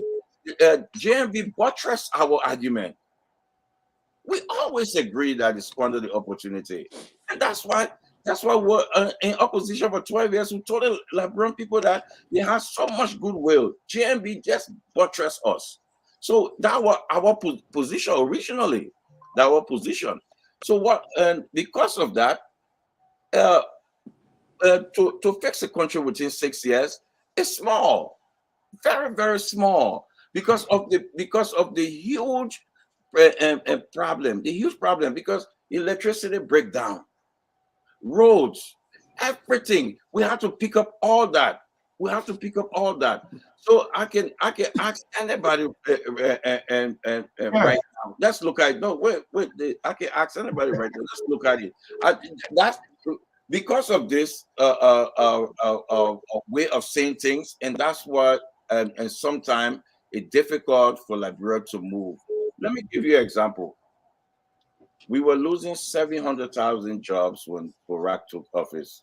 A month in America. In first 4 years, they still have problem. You were in this country. Were you still being a Republican? Were you still being Bush? You understand? The first 4 years, you still have problem. The American people say, you know what? The problem is too big. Let's give you another 4 years because it's a serious problem. But we are going back to. Let me make it interactive. Kev, let me make it interactive. What you're doing here, I'm a little bit afraid now because tomorrow you are laying a foundation where the very Unity Party, when something goes wrong, they will say, well, you gave or if the 6 year two were insufficient. That's what you are doing, and that's the groundwork you are laying for them here. When we heard what we were hearing from we government, are not qualified to ask for you. Economic was fortune. You see, they made the argument. That's why they took 12 years. They made that argument. The Liberian people gave them 12 years. They did not fix it. But what was the argument made for the 6 years? They did not 6 years. Say that again. What was your argument you made after being in power for 6 years? What was your compelling argument to convince them? Saying Unity Party made an argument for the first year to give them 12 years.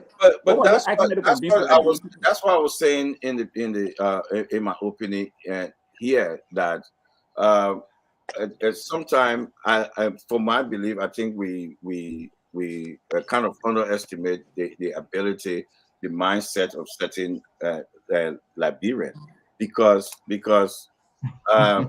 you cannot see a country that is moving on the right direction and try to want to go back to a party who failed the nation for 12 years. Okay. I don't know. I went to my Thanksgiving dinner. I went to a Mozambican gathering. I was so ashamed when people asked me, why are we going forward and Liberia going backward to an 80-year-old man? I was so ashamed. No. Why you didn't do? And you knew that I was 80 years old. Why you didn't do something? Tell those Mozambican that they are not smart. Joe Biden is 81 years old, and he's making a sound decision in this country. Oh, you want to compare? You want to compare Joe Biden? No. Mr. George, Joe Biden has a record. Joe Biden has a record. Kev, hold on. A proven record. Let's do it one time. Let he ask the question. I'm going to the Kev, you come here to make statements, sweeping statements that you cannot defend. I asked very few questions, and I made a comment. You have defeated for all the issues. I asked you, do you believe what Jefferson Koji said, that the election was stolen. Do you believe that? Okay, let me answer you. No, I mean, do you believe it? I'm going to answer you. Jefferson Koji's statement were what we actually find out about the incident in Nimba were after the president's concession speech. And that was his frustration, and that's our frustration. So the frustration Jefferson Koji had, come back to Yeki, Kev, this is my last time asking the question. What does Jefferson Koji have frustration? About the situation in Nimba. I'm asking you, you are a spokesperson of the party, deputy spokesperson. Jefferson Koji is the secretary general of the party. I'm asking you, he had a press conference, and in fact, he said the election was stolen. Don't tell me the situation in Nimba County. We are aware of the situation. The president looked at all those things and said, no, I lost the election. But your secretary general came back to say, no, the election was stolen. Now you're a deputy spokesperson. Don't try to go around that question. I'm just asking. If you can't answer, just say, look, I don't have an answer. He spoke. He had a press conference where he said the election was stolen. I'm asking you here, was the election stolen? There are two parts to this question. Let me say. Okay, Mr. Oscar, move on to a different person. Two parts to this. I can answer two parts to it. What NEC announced, we go by what NEC announced. NEC said is a winner. We go by what NEC announced. But the fact that what we saw in Nimba, we'll question it. We'll question what we saw in Nimba. It's a fact, what we saw in Nimba. But only NEC can come and bring it up and say this. So we go by what NEC said, we go by what our president say. And we stand by the president's speech. Okay, guys. We've got a full house. Terry, welcome. Solo, welcome. Let's go to the line here. 30 seconds quickly here. Are you there? Caller. Oh, I hope I didn't disconnect you. Yeah, I'm here. Yeah, okay. I'm here. I'm just get up. Okay. I'm one of your panelists for me anyway. Yeah, I can't. You're not even seeing your number here, Keto. Okay, yeah. Now, Victor, go ahead quickly. Your question, and I'll go to 763, and then Keto, and go back to the line. Now, Israel, go ahead. Good evening, Mr. Su, and good evening to the panelists, including our dynamic guest, Mr. Keff Hassan. Mr. Hassan, I got a question for you, brother, because all you're doing is the same renting you've been doing for the past 5 years until you got defeated. My question is, do you believe for the past 2 Sundays, because I know you listen to the president, do you believe all of those things that the president has been saying in his church for the past 2 Sundays? Because if you believe what the president has been saying for the past 2 Sundays, you wouldn't be here shifting blame on Unity Party, the Liberian people, and the rest of it. And the blame on the party, not the Liberian people. The president is saying the party did not do her due diligence. This is why. He did his work, president, but the party did not do work as a political party. So do you believe in President George Manawia's statement he made over the past 2 Sundays? I'll be listening. Thank you. Thank you so much. Let me free the line. Kev, just hold on. Let's have everybody to talk. 763 number 8452. And let's just keep those answers brief because the panelists in for now. 763-8452. Are you there? Oh, yeah, I'm here. Thank you, Mr. Song. Yes, Mr. Roberts. Okay. Speaking from Minnesota. Okay. I just want to touch on 1 or 2 things quick. I agree. I probably agree with Mr. Keff Hassan because being one of the person who was part of the former administration, I would say there are many opportunities, right, during the time of Father Ellen Johnson Sirleaf, right, that was squandered. But the problem with the CDC, when they were there at that time, they promised too much to the Liberian people, forgetting to know that in order to run a country, you need support from the international community, right, and wherever you can get your support from. But what they did here was that they hacked the people up so much, making them to believe that when they take power, they were going to do extra for the Liberian people. So when they came into power, when realization kicked in, and they got to know that there was no way, instead of trying to do the best that they could do for the Liberian people, they diverted in supporting themselves and taking everything from themselves, right? That was where the CDC blundered, right? I will just conclude by saying, if the Unity Party is not careful, they will end up finding themselves to the same place.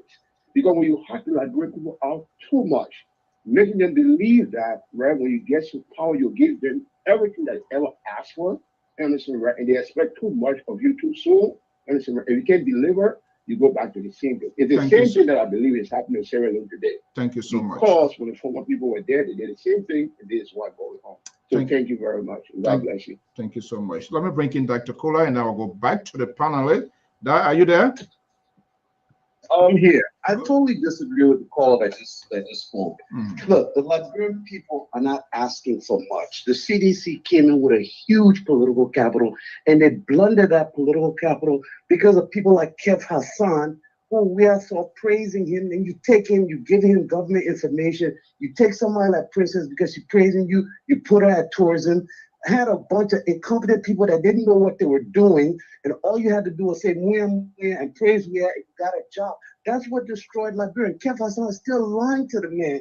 That's our problem. We don't tell the truth. Let's be honest ourselves. Those guys were incompetent. They had no leadership skills whatsoever, starting with the top, and they destroyed Liberia. Now the UP has to do something better. But you know what? All the Liberian people want to do is send their children to school, have a job, have a little food to eat. They don't want heaven. They don't want utopia. So let's stop lying. Our people didn't want nothing so much for wedding. But what did they do? Build mansions, build condos, build what a place in Jamaica, all of them building houses, going out of the country for 48 days at $2,000 a day, giving your wife $1.2 million every year out of our budget. Look at the Ministry of State budget, $24 million. These boys were enjoying our country, but they didn't have anything to do for our people. So don't lie and say the people wanted too much. The people didn't want much. They just wanted the simple things. That's all. Have a good day. Thank you so much. Well, views and opinions expressed on this network. We facilitate these hardcore open conversations. Kev, just hold your peace. We have Terry Collins, is a senior political analyst of the Liberia Public Radio, and the constitutional guy, pro-government, from Nebraska. Here, that's the immigration guy. Everybody here get our paper correct, so don't come ask people for status here. So to tell you. Okay, Terry, good evening. Welcome. Yeah, good evening, Mr. So. Thank you for having us, and good evening to the panelists and to Kev, our guest. Welcome back. Okay. Unity parties in Unity Party died or Unity Party mess, everything will cross over to CDC. That what get CDC that day. So I am afraid now whether CDC will get their own mess, Unity Party taking it, that same mess will come to, maybe we'll go to ANC or which other party again. I have no idea. But you listen to Kev. Let's hear you, and then I'll go to Arthur Solo and then come back to Kev to react to some of the comments, and then we carry spin here around the room. Well, I think Kev is still rehearsing, or I don't know, I will not use the word rehearse, but Kev is still going through his hurt. So I think he has to say what he can say for now. And you can't beat the dead horse to death, you know.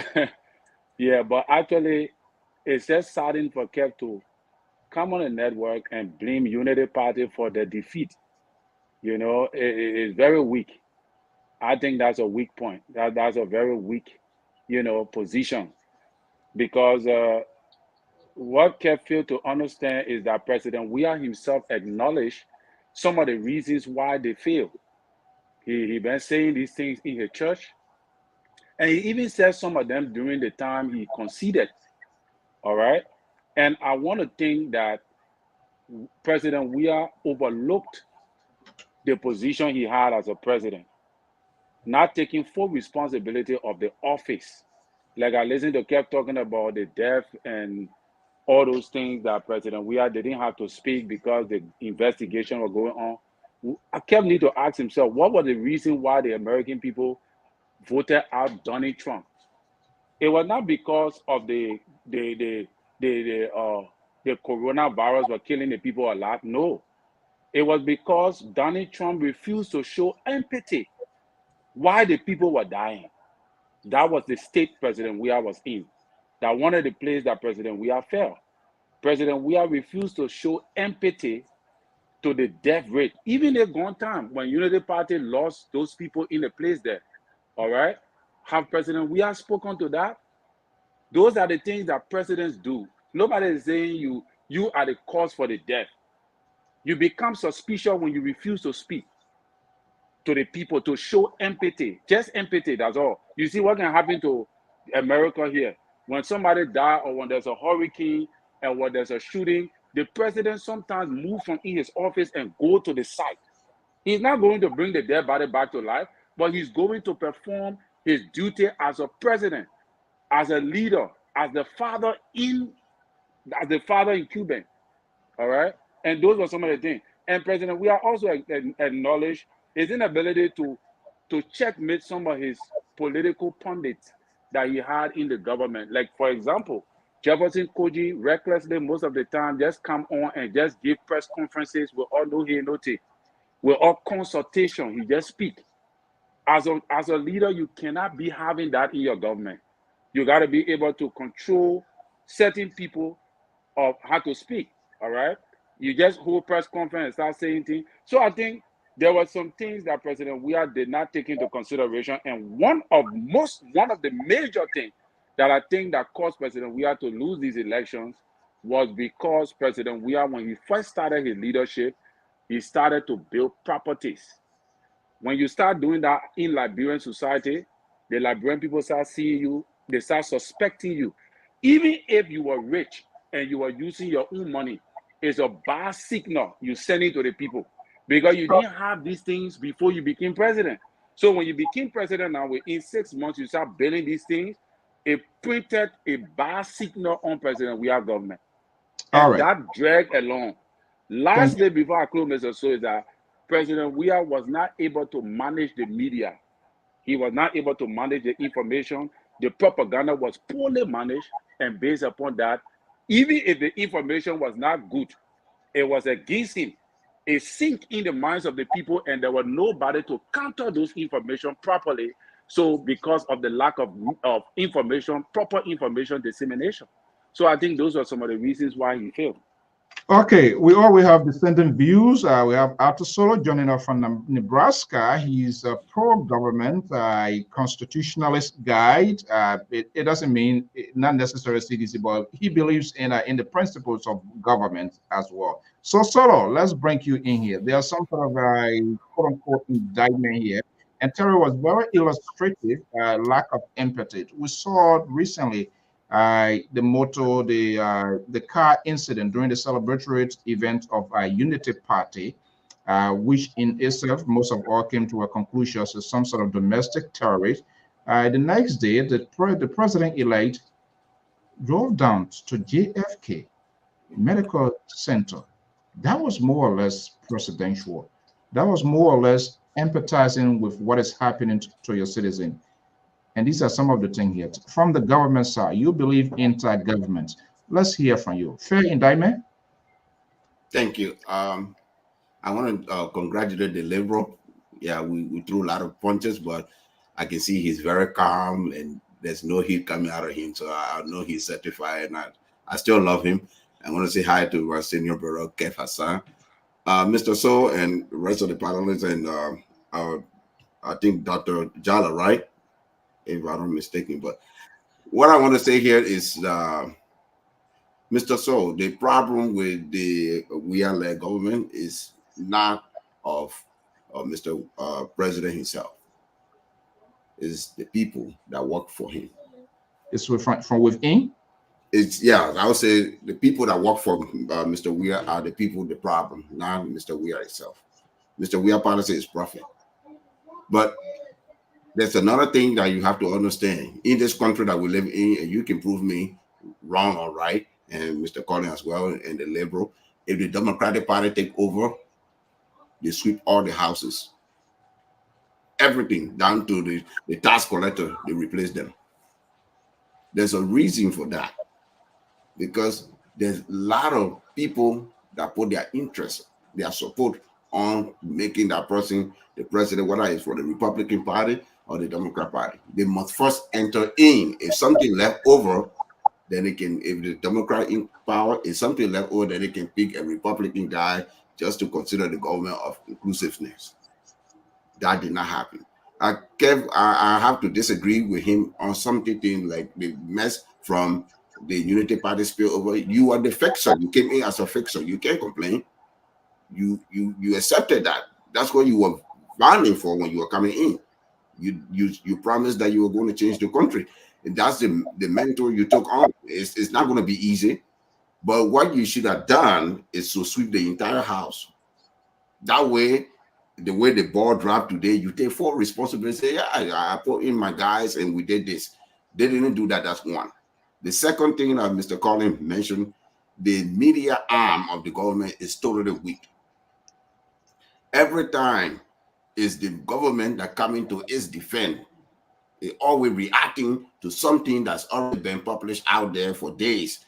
And then they asking the government over and the government will react. Like, oh yeah, it's not happening like this, it's happening like that. If you take, for instance, it happened to Nathaniel McGill when the president shared him. What happened to your in the Liberal? You take your guy. Yeah, the Liberal wants to take over. Okay, let me break in Koto being quiet, then I'll bring you in, Kev. Trust me, so you'll respond to some of these. Koto,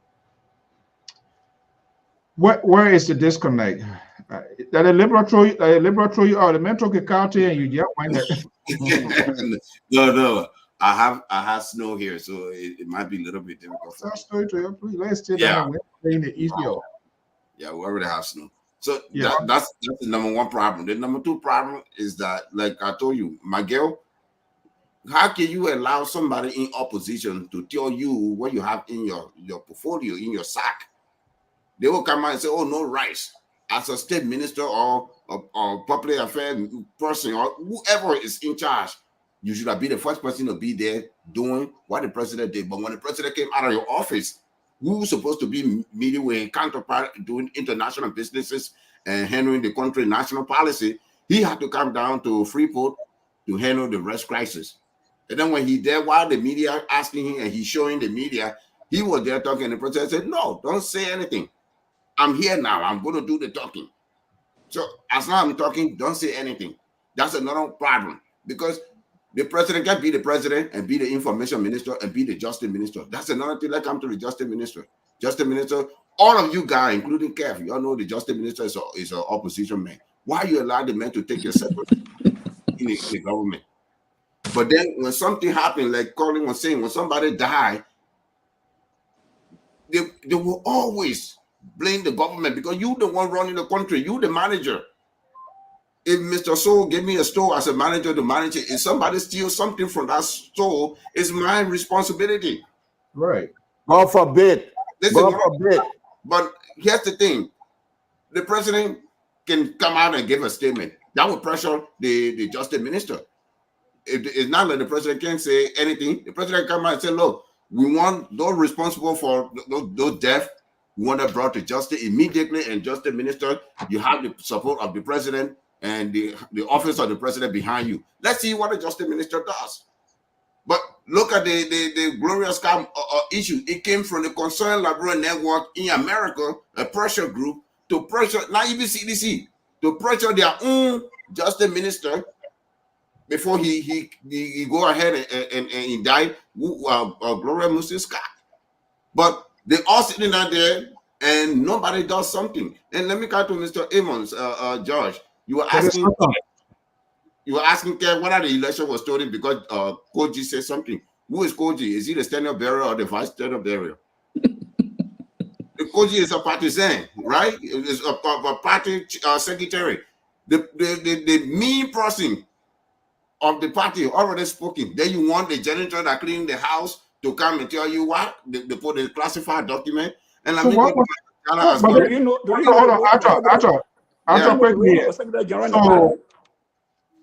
Arthur.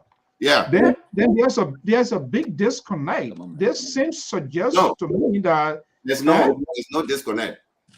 It's an election aftermath. There's not a disconnect. No disconnect. No disconnect. No it's an election aftermath. So are you asking why is Jeff Koji talking? Jeff Koji have the right to say what you want to say. But the standard bearer and the president of the nation has spoken.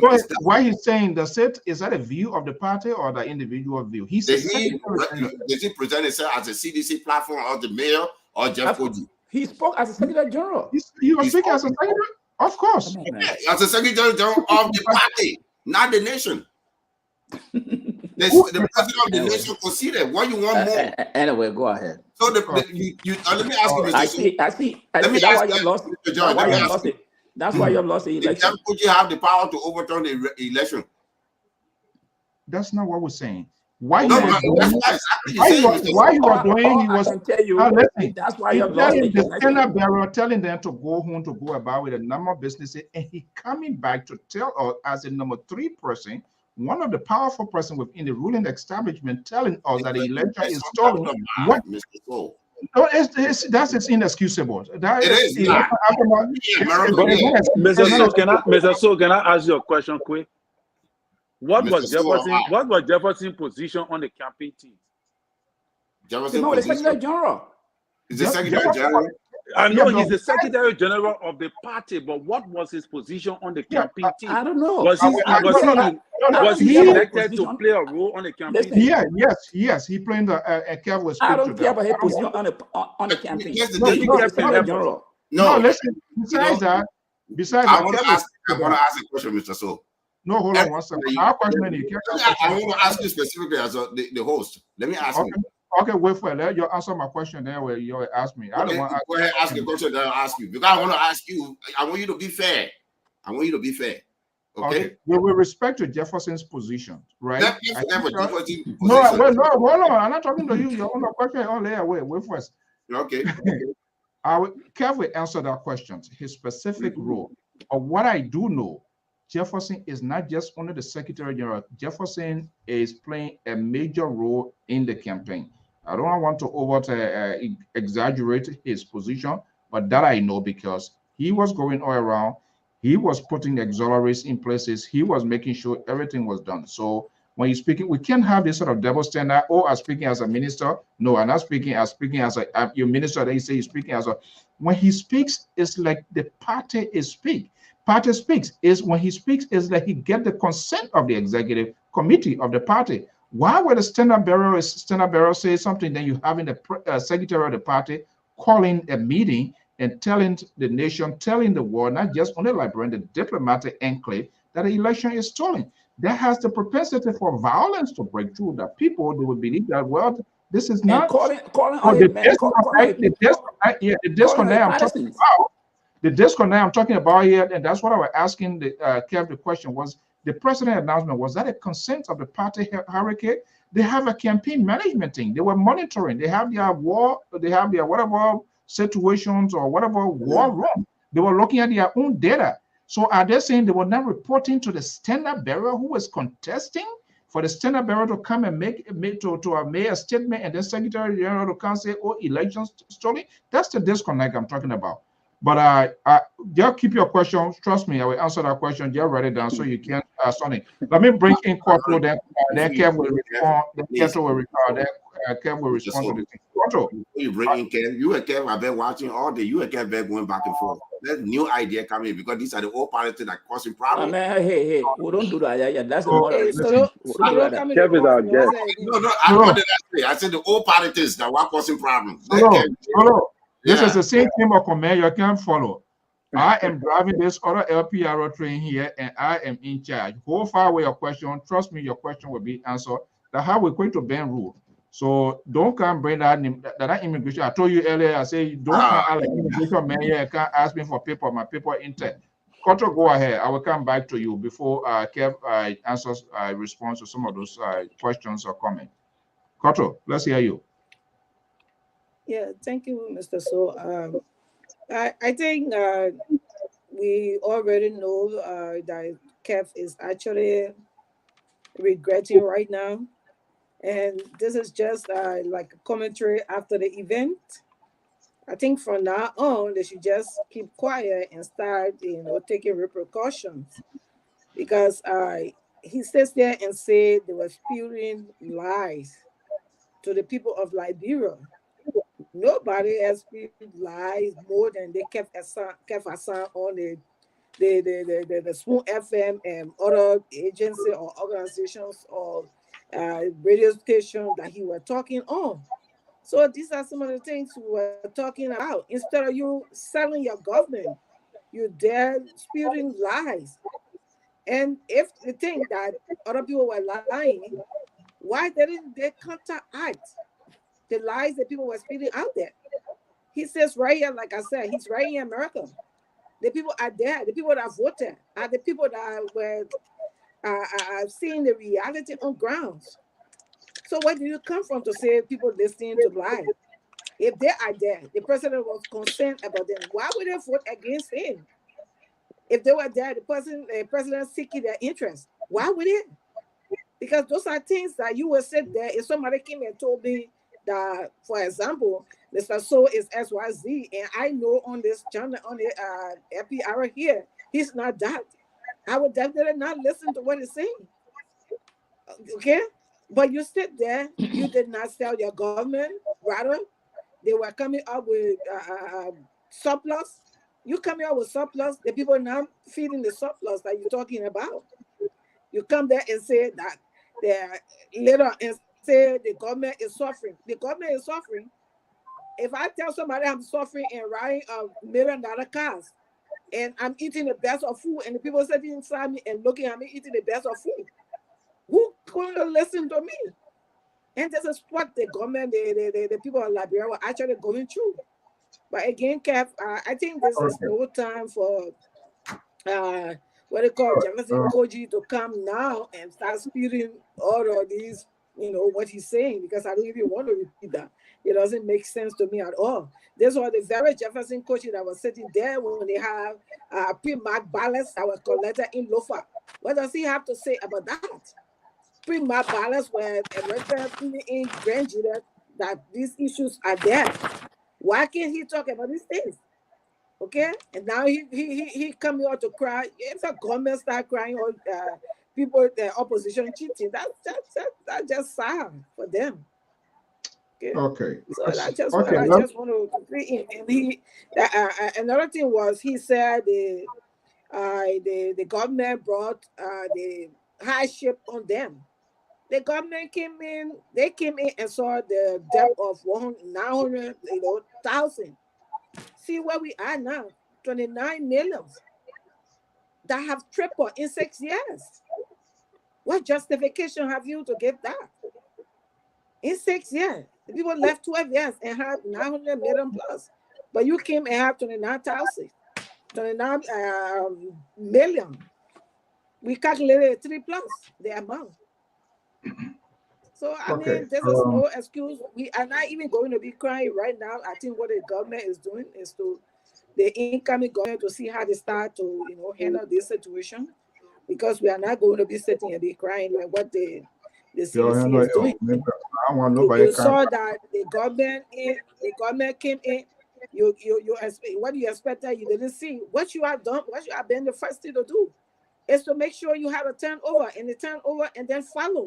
If there were corrupt attitude that went on, you bring them to justice. Follow them up. But you didn't do anything. We didn't see any sound of this thing. Now you can't say the early government left them, created a situation. Okay, I see no reason we're not going to be crying. But I think the reason why they actually flew was men like Keff Hassan, who had no very good knowledge about the government setting and propagating, using as a propaganda. That was some of their failure. And, all right. Let's give Kev the opportunity. He was very quiet, patient. He took all of the bullets. So let's get. So, Arthur, trust me, we will get to your question. But no, Kev, there's other issue, time and all of that. So let's give him the opportunity to speak. Kev, there are lots of kitchen sink rare meat being thrown at you, my man. I used to that, man. So, I know. I trust you on that one. I used to that. But let me say this: people need to understand something.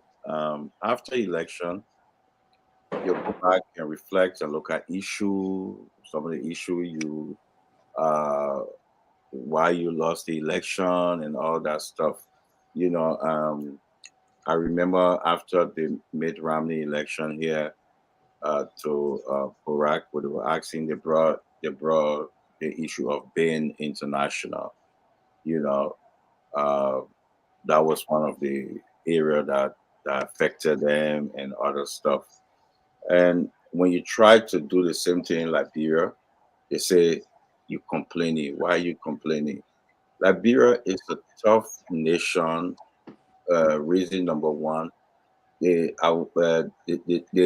level of us, or sometimes we use our biasness and to you know replace our reasoning, our for us the ability for us to look at and say, okay, this is the issue, this is the issue. You can disagree with me, but let's look at the issue. What I was saying, and I break it down because of the failure of the past dog us, follow us.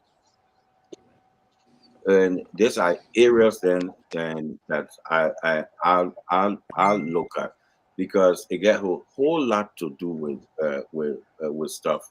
We have to do harmonization that certain people took in, certain people they didn't take it well. Certain big shot who were making $15,000, they ain't making that money again.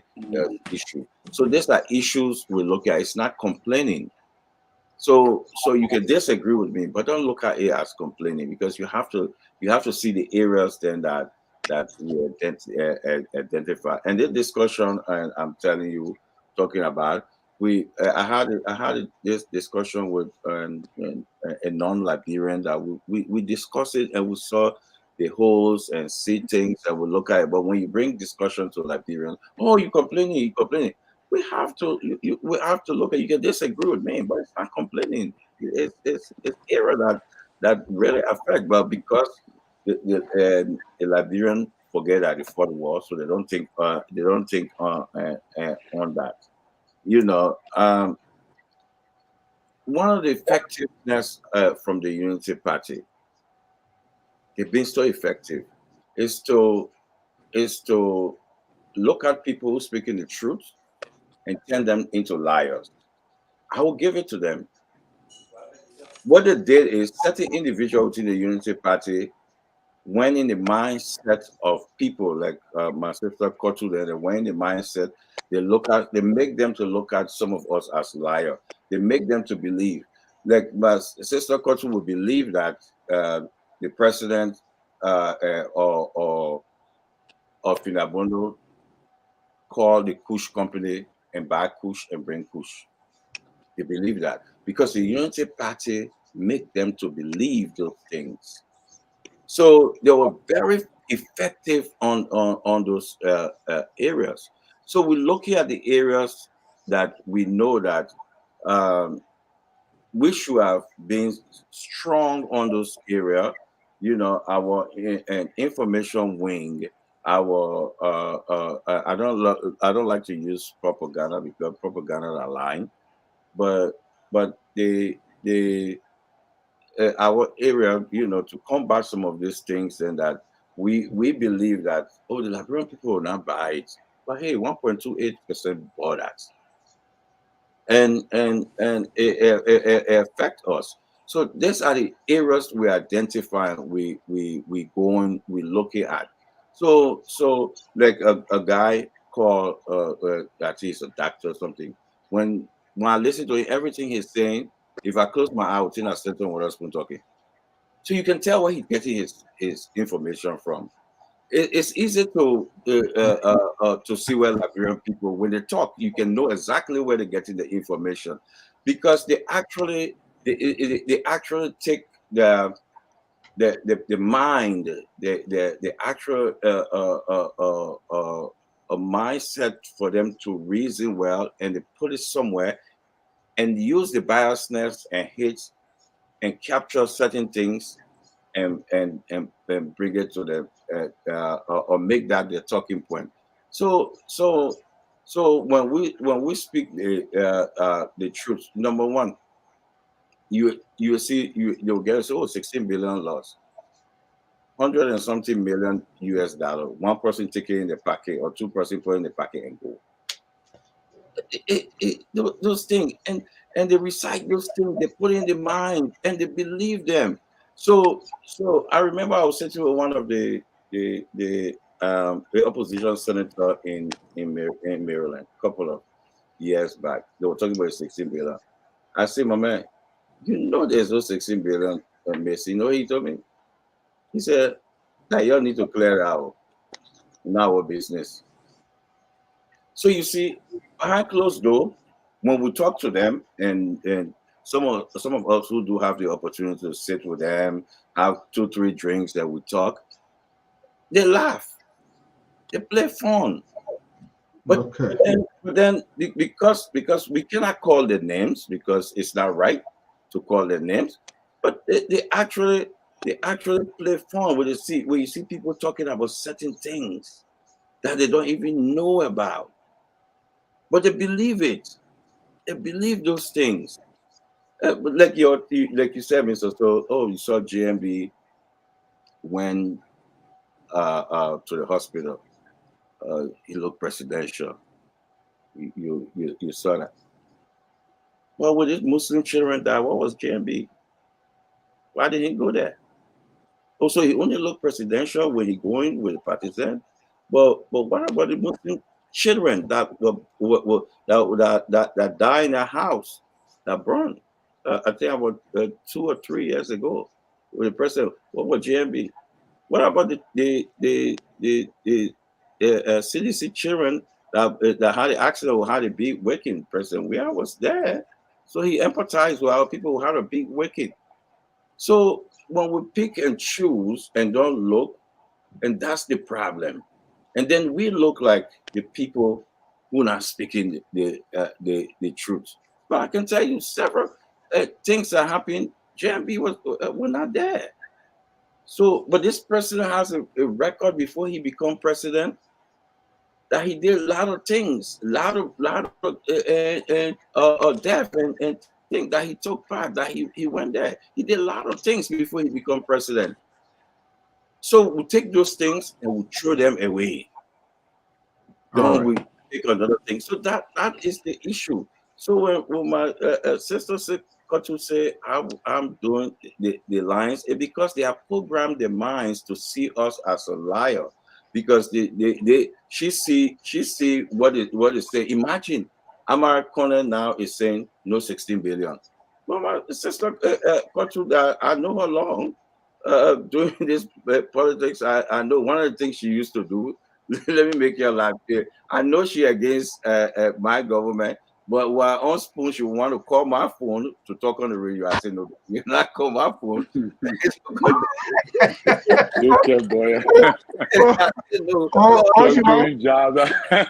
Or she calling your phone to throw you under the bus. Yes. Myself, I will not even see yourself before. I'm picking up 1 or 2 times. I said, no, I'll do it again. but it makes us, but now Americana is coming out to say that. But at that time, you are trying to get you in trouble because you will be using your line, and then the people are going to get mad with you. Exactly. Like you text me. I still get to say, oh, you don't want to pick up my phone call. But what I'm saying is Amara sat down, he sat on the side and listened, and the people marched on the street, they demonstrated, they talk about the 16, bring back out, they even made song, bring back out 16 billion. And he knew there was no 16 billion. But then we are reliable. But he knew that about 2 weeks ago, when they asked him on spoon, he said there's no 16 billion missing. But no, we are the liars. We were saying the truth. There was no 16 billion, but we are the liars. So you see, that's the issue. Okay. All right. I think Wilton, I know you're against that. Wilton, are you there? Yeah, I'm here. Yeah, okay, go ahead and make your statement. I think wants to leave before we do wrap up. Let's hear you. Well, just to border some of the things, and one of the things Kev said, when they sat behind closed doors and talked to some of these opposition, they said, confined to them that what they were saying, they were a bunch of lies, but it's politics, we should go and correct it. Look, that's some of the things I heard CDC. and you don't want to call the person name. While they were recording sedition, when sedition was confining into them, they were recording sedition and using it as propaganda.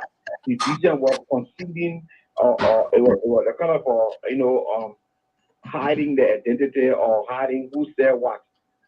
When people talk things that scare the public, when people talk things that bring disgrace to government, and I'm supporting that government, if I know that Keff Hassan said it, I'm going to come on national radio and say, Keff Hassan told me X, Y, Z.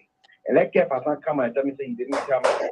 Because I will put a recording and say Keff Hassan said it. Because it is in the interest of our country. These people came up with lies to get go of this administration. And most of us on this platform know most of the things that happened during the administration against this government were a bunch of lies. Ain't no one anything said black lie, blatant lie. But we support it because we felt we are opposition and we should do everything to make this government unpopular. Like I said from the beginning of my statement here, the card has turned. It's about time now for us to do what they did to us as opposition, being an opposition. We'll put their feet to fire. We'll hold it. We'll hold it there that every mistake you guys make. I hope the media can be on the side of the opposition to bring transparency to our country, democracy, freedom of speech like they did to President Weah. Because the media did not question the opposition when they came out with lies. The media amplified. In fact, the media was almost like an opposition to this government.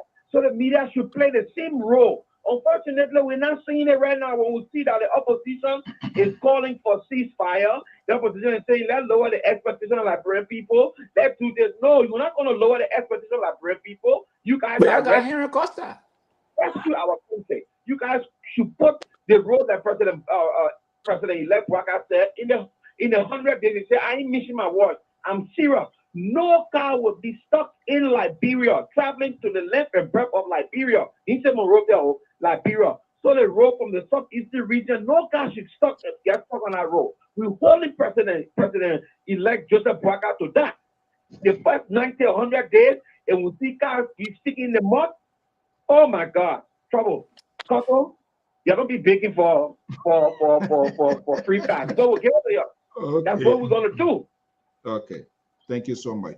Kev, I know you got a place to go, but quickly here, when I was talking about presidential, there's a difference when you are in the opposition and then when you are given the authority of the country. At that point, if Joseph Boakai, in fact, there's one president at a time, but there comes a time that you got to break through that corridor. Breaking through that corridor this time around, going to JFK, which all of us consider as domestic terror, while the investigation is still ongoing. I do believe there was a telephone call to the president, who was a sitting president, that he's going to be paying it because that's part of the protocol. If he had not gone there, I would be one of those to question his ability of understanding the plight of the people. That's what I'm saying presidential, because he knows that he's the president in waiting. And so if anything happens to any Liberian, no matter who you are, your political ideology, at that point in time, you should be able to make a wise decision to say, no, I don't have to ask whether it's a unity partisan or seditions or something. The fight here is a Liberian. That's where my presidential war campaign. Neither am I not saying that the president is not presidential, but his move, his action. That's not what I. Okay, so his action. Okay, good. All right, so I know you got stuff to do. These guys here, they intend to be. Before Kelly, I want to make a statement. Come in 1 second. Kev, you said you're supposed to be going, right? Yeah. Okay. It's so important. You want to hear the liberal coming to you want to listen to it. I'm listening to it. Tabata, why you gonna listen to my own Tabata? Don't do that to the liberal. Don't fire. Now there was 2 people here counting. On a very serious note, as I stated earlier, Kev, we really appreciate you coming. I hope you do this most of the time, because in doing these things, you also learn from in these different engagement. And I know you're a very smart person. I know that. I lived with one permanent lawyer back in the days. who then was a justice, a Supreme Court justice at Zanko. And I was little by then, but I used to watch him in the morning before he goes to work. He will go to the mirror and have a conversation with himself. And I was wondering, why is it me crazy? You know? So one day we were sitting there and I asked our mom, and she said, he practicing. Yeah. So kept doing these things, you were there. I hope that after this, you go back and review these conversations and reflect on some of the things. Because I think, as president, we have said, if you guys would take it serious to come back 2029, first of all, you're going to have a persistence message. And number one, my suggestion will be for you to admit some of the fault of CDC and not casting blame of anybody. The failure of CDC, they are there. They can be identified. And when they're not identified, they can also be quantified. And most of you are intelligent. You have the ability to do so. You need to do so. Go back. What happened? What did we go wrong? And then when you come back to the Liberian people and start laying out your mistake, admitting and taking blame for the mistake, Liberian people will not only trust you, but they will believe that when you come back, you have learned from your mistake. Then you come in here, but then you are sedition. You guys are very good at that. Incoherence. You come in here as smart as you are. You come in here and say, you go one place, then you go another place, Unity Party. You people need to have a focused message. We love these kinds of stuff. We love to engage you because you guys keep some of us alive. Because when I read Mr. So was having you, my heart was going to bad. I don't want to get sick. I want to watch you and Mr. So engage, and I truly enjoy it. So please continue to engage us. But from time to time, try to take some responsibility of the failures. And Mr. So, thank you very much for listening to my tabata as well. Mr. So, you keep throwing your weight around. I run this show. The Liberal is here. I'm here as your counterweight. Yeah, you run the show, but I'm watching. Thank you. Just how George. Look how far George look here. Right. Yeah, from Washington. Just how George we are to the fire. You should put Joseph White feet as well. Okay. All right, Kev. Let's get your closing word. You want Kev to be here for your question? After you still keeping a question for me? I still got no question, not just for you. There's a few other people that got questions. Let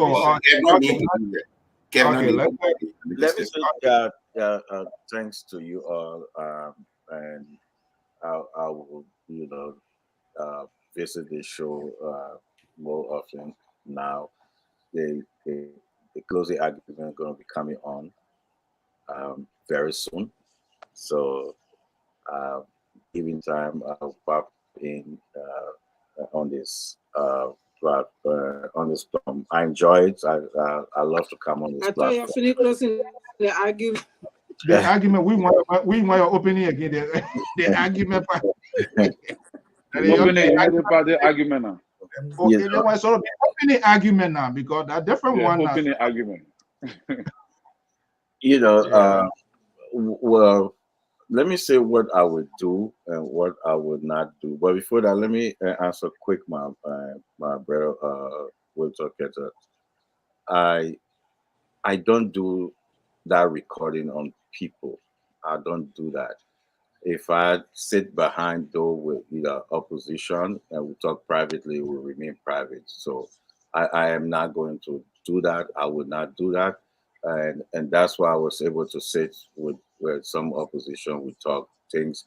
I know it better when we talk, but I'm not going to record you or come and say, okay, X, Y, and Z say that. No, I'm not going to do that because it's private. So I will not call or record somebody. So that would not happen. And Kevin, you can record me anytime. you already been recorded live, yeah. But you don't. I don't think it's I think it's too low to record somebody. I think we do that. I think it's too low. We don't do that. I don't do that. But let me say this: what I would do and what I will not do in the upcoming government. I will not go after them because I want to go after them. I will not play that game that you do this to me, I will do this to you, we will wreck the country, we will do that. I will not do that.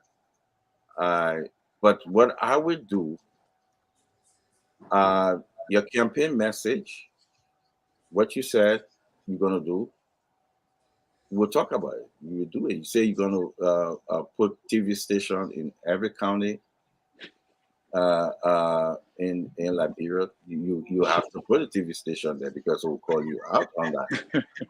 That's what you said. Yes. You said you were going to like Wilson Cato said. He said that no car will be stuck in the whole country. We love to see the Southeast road, no cars stuck there. That's a good thing for the country. So all the good stuff they talk about, we will hold our feet to the fire to produce all that good stuff. We will not manage our exploitation. We will not.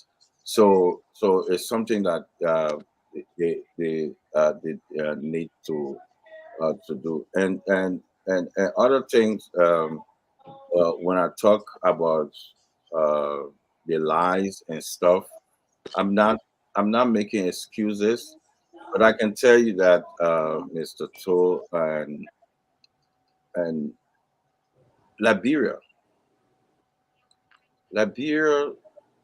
have a history of lies. And I said this on this platform. The lies that they told us about a certain tribe in Liberia, we grew up hating our tribe. They told us about the Crown people. We grew up hating Crown people because we saw them as a killer. There's a history in Liberia for lies. We should not sugarcoat it what people say. We as a nation, we take lies. We accept. Look, like Jeremiah Kuhn. He said they were selling Nibadians for $5. People went to the poll and vote. You saw that. And you want us to not say it, and we'll say it, you'll say that excuse.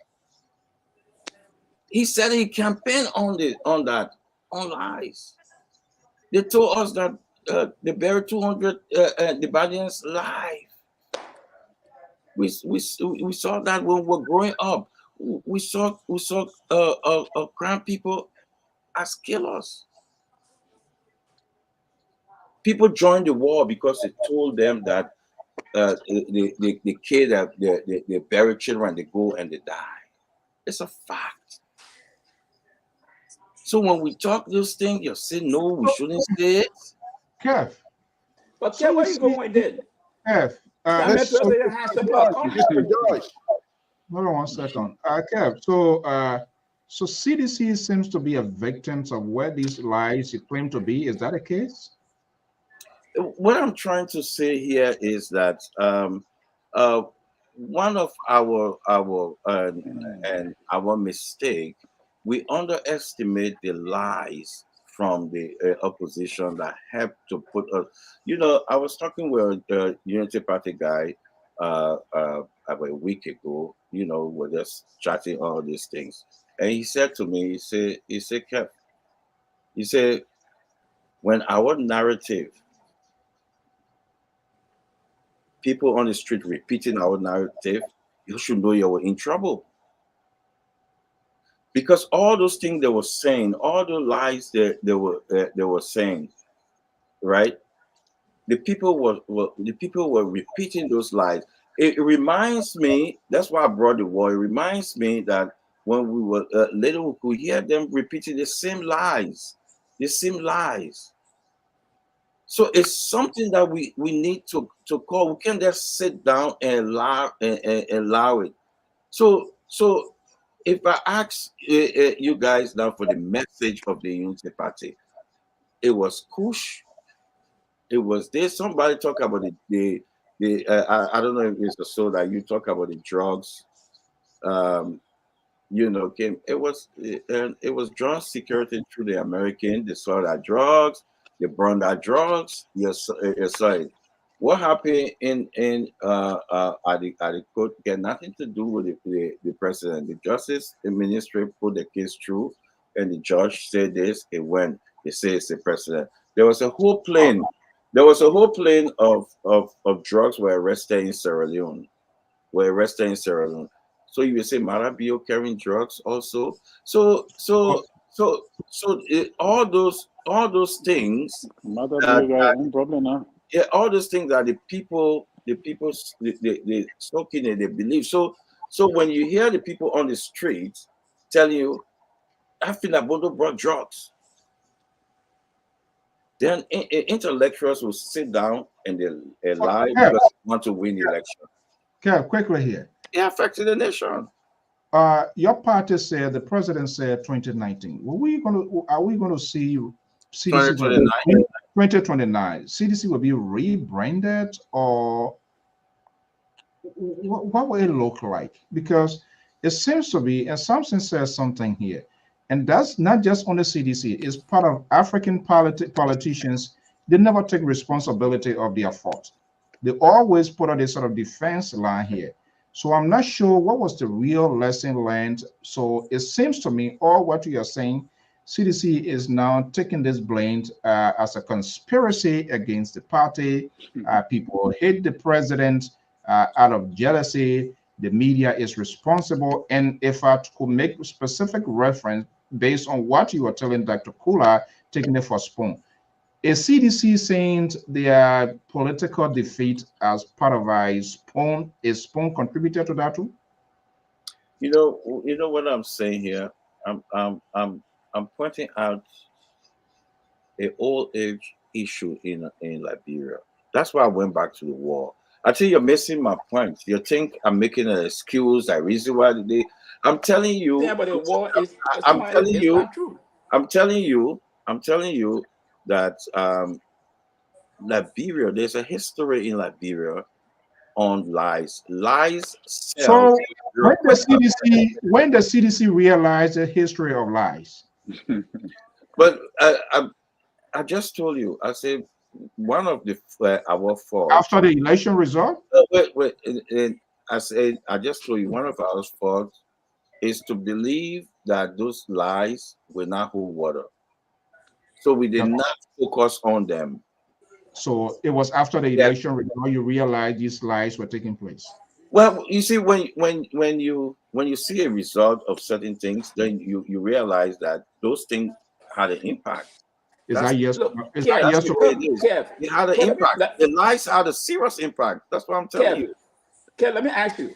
Your president went and took a photo on Springfield, said he was bringing the Liberian Airlines back. On the campaign, Samuel Twelve said that you have enough power to export power to foreign country. Was that true? Okay. No, Mr. So, please, I beg you. He asked a brilliant question. Let me tell you. Samuel Twelve said that Liberia. Let me tell you. Enough current. No. Yes, to the Guinea or Ivory Coast. Let me tell you. And the airline, your president went and took the airlines. Let him respond. Let me answer you. Right? You see, that is the problem that we need to we needed to explain more to the people. When we bought that and that power from Ivory Coast, we had enough. But there's areas in Liberia that don't have those transformers, they don't have those poles, so we cannot give them like the surplus of what we bought. We have to give it back to Ivory Coast, either to store it or sell it back to them. Money Captain explained that well, but people choose to believe and choose to do. It happened in Sierra Leone. Sierra Leone too. So because the dry season, because of the dry season, we have problem. So what we did now, we're going to give give those but Kev, you are rationally balanced in or they give us. Okay, guys. So that's a fact. Only you can do. You matter of fact, the guy who heading the electricity in Sierra Leone were on the plane together when I was going, and he let me ask a question. He told me this. He said it's one of the things that it baffles him that the Liberian could not understand that. But he also said it's too complex for some people to understand. How you say you're giving back where some places didn't get current. But the places that don't have current there that you can give because they don't have the transformer, they don't have this. So who's supposed to put transformer there? But that's what the government doing now. That's what the government doing. Forget that the forward they destroy all these things. Okay, let's bring the conversation to a conclusion here and just answer the simple question here, because our other thing here, the people lies, the lies of the history of Liberia, LPR, all of the network, everything. What is CDC taking responsibility of that led to their defeat? What do you think that what is there any responsibility they are taking as a party to say, oh, we fell short and this is why, besides the lie? It tells me that you're not listening to what I'm saying. I say one of our faults is to underestimate the ability for some of our people to process some of these things because I'm talking about policy wise. You as a government, when you come to power as a government, you have an obligation to get things done in the interest of the people, the governance aspect. Where do they fall short?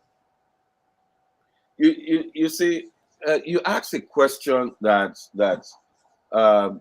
you expect the answer to say, "Oh, we didn't do this. Oh, we didn't do that." No, I'm just asking. What I would say to you, we met a country that was in a serious trouble, and the people, and I think they expect things to be done fast. So and one of the things that the people couldn't understand, it was the harmonization. They couldn't get the harmonization. They couldn't understand it. And was it the harmonization? Was it helpful or harmful? It was helpful. It was helpful. I gave 2 police officers, Kev, picked them up from 72nd Junction, people who work for the government. I was told, they told me that they were making $150. When the harmonization came, they were downsized to $100. Their health benefit, everything were cut off. And I know there are many with that story. I will tell you this. Unity Party government would never take the harmonization out, because you know why? If they take harmonization out, they will be in the hole of $30 million. Where are they taking that money from? The benefits of harmonization, let me tell you the benefits of harmonization. And that is the problem. That is the biggest frustration that I'm sometimes sorry for Liberia, because of not thinking through. You have sectors who are being paid by international help. What was the total number of sectors being paid? These sectors left. And how many people did you add to the payroll? Wait, now let me finish now. Mr. George, let him explain so who can get what he's saying. Yeah, that burden left on the government. So the IMF thought it wise, which Ghana is going to go through the same harmonization process because of the having probably the economy. The IMF saw it through that there's a pay disparity. So you have to go through harmonization in order to save some money, in order to be able to pay your nurses, your teachers, your this. And that's why the harmonization came in. But we have surplus. So why were you still falling short? Imagine you get to the job today.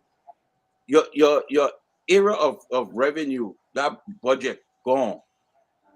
You remember when the government came, salary business was a tough thing. You remember the government had to take that donor money. You remember, because I had to pay these people. One, you can't come, you fire everybody. The wage bills went up. come and say because the people that Unity Party government they'll fire everybody. So it was rough. Thank it you. was So it was I can really enjoy it. So because of that, IMF advised the way out is through harmonization.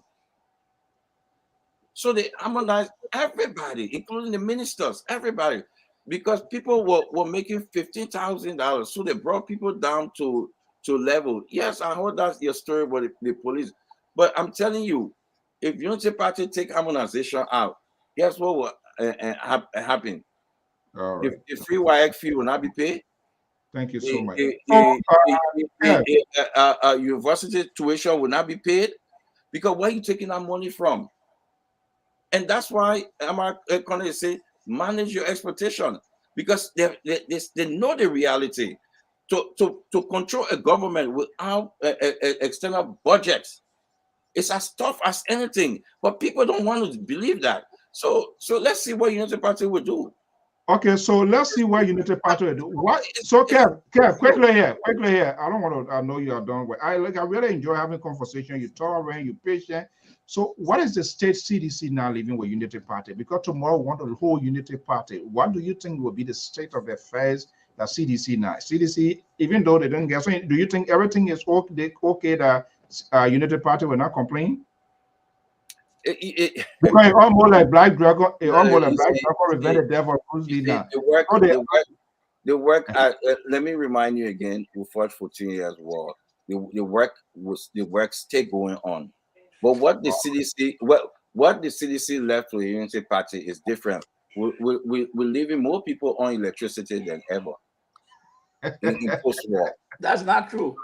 The facts are there. So I'm not going to go. Than ever before. That's not true. In post-war. Okay. Thank you. I just told you that post-war. Okay. So I can name things saying that we. No, you clarify. You say post-war. We're making the Rafi Highway there. We're leaving that. You guys. So there's a lot of so Ellen Johnson, you didn't mean no role on Ellen Johnson salary. All right. Well, you named them. No, I just asking you. Kev, I'm surprised you just said that. Please stop. Your party now, when you don't come any of the station, Kev. We have a conversation. You can't allow them to come and make this statement that we can't question him. Yeah, but you can't be interrupted. I mean, let's do it. I mean, because you get him all the time. Only those who have more than 1%. Mr. So is saying those who have more than 1% are allowed to have a conversation with Kev. Let me say that one. I trouble you bring it. I mean you. Okay, your man Victorson is there. Your man Victorson is on a committee, but I hope you should not take government contract. Let me tell you. Victorson on the committee? Yes. Well,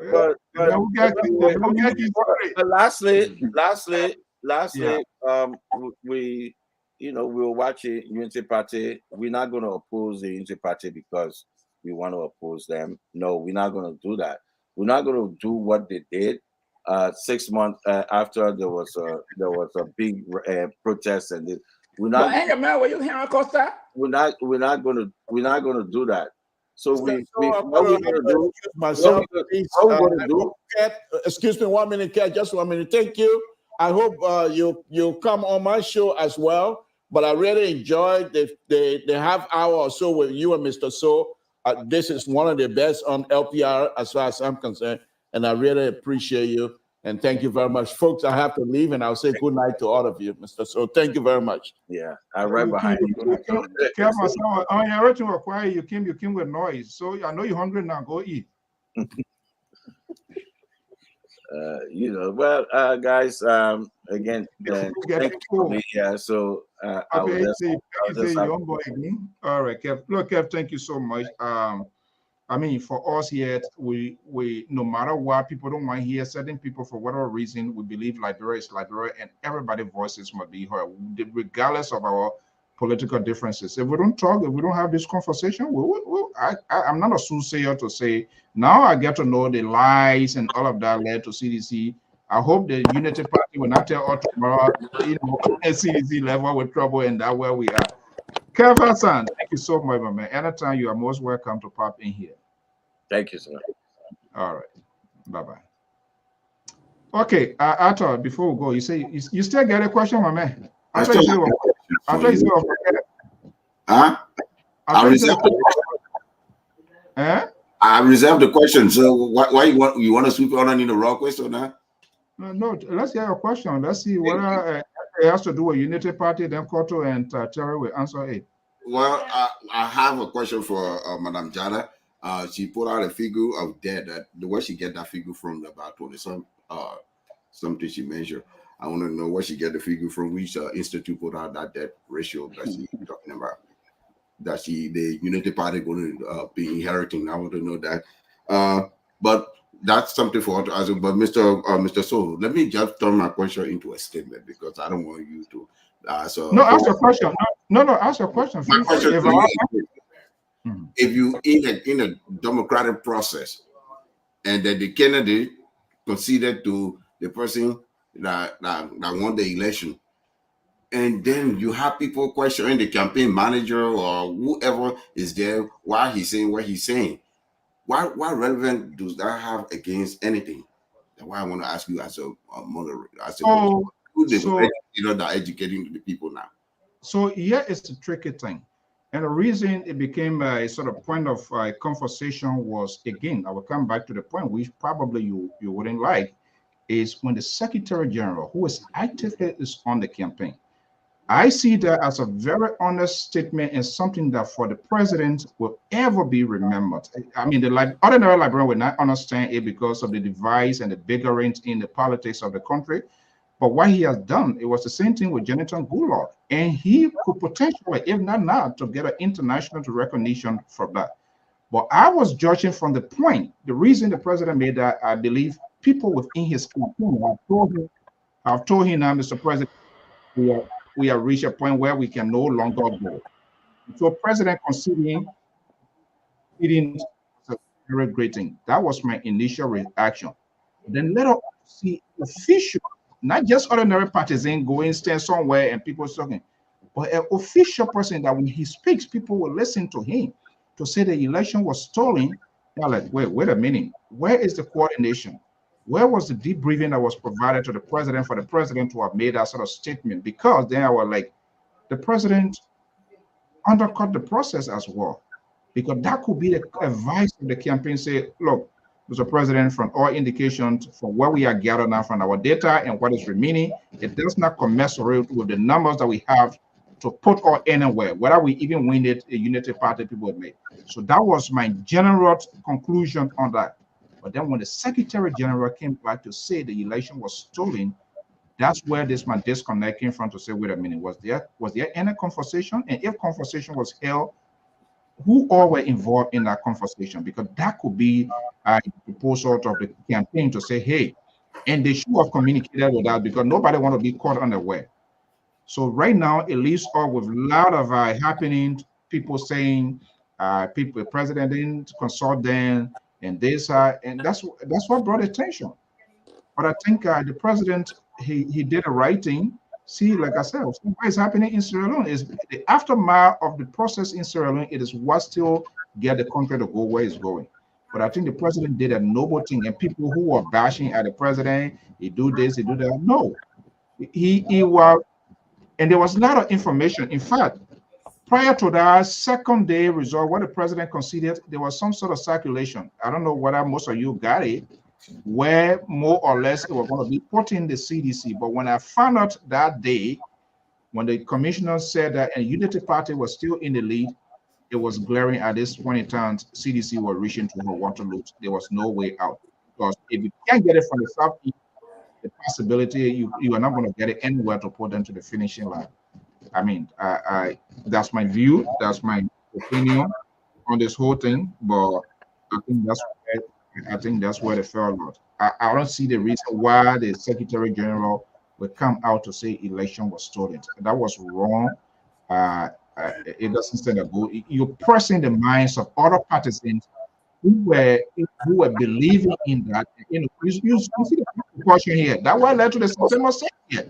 Of course, I can see the same thing with Mo Ali as a campaign spokesperson coming out to accuse ECOWAS, and then somebody. Yeah, and we talk about that here, and guess what? They end up apologizing. They will end up apologizing. Yeah, but what I'm saying here, the big man who is actually the man that control the peace and security in the country has spoken, and he the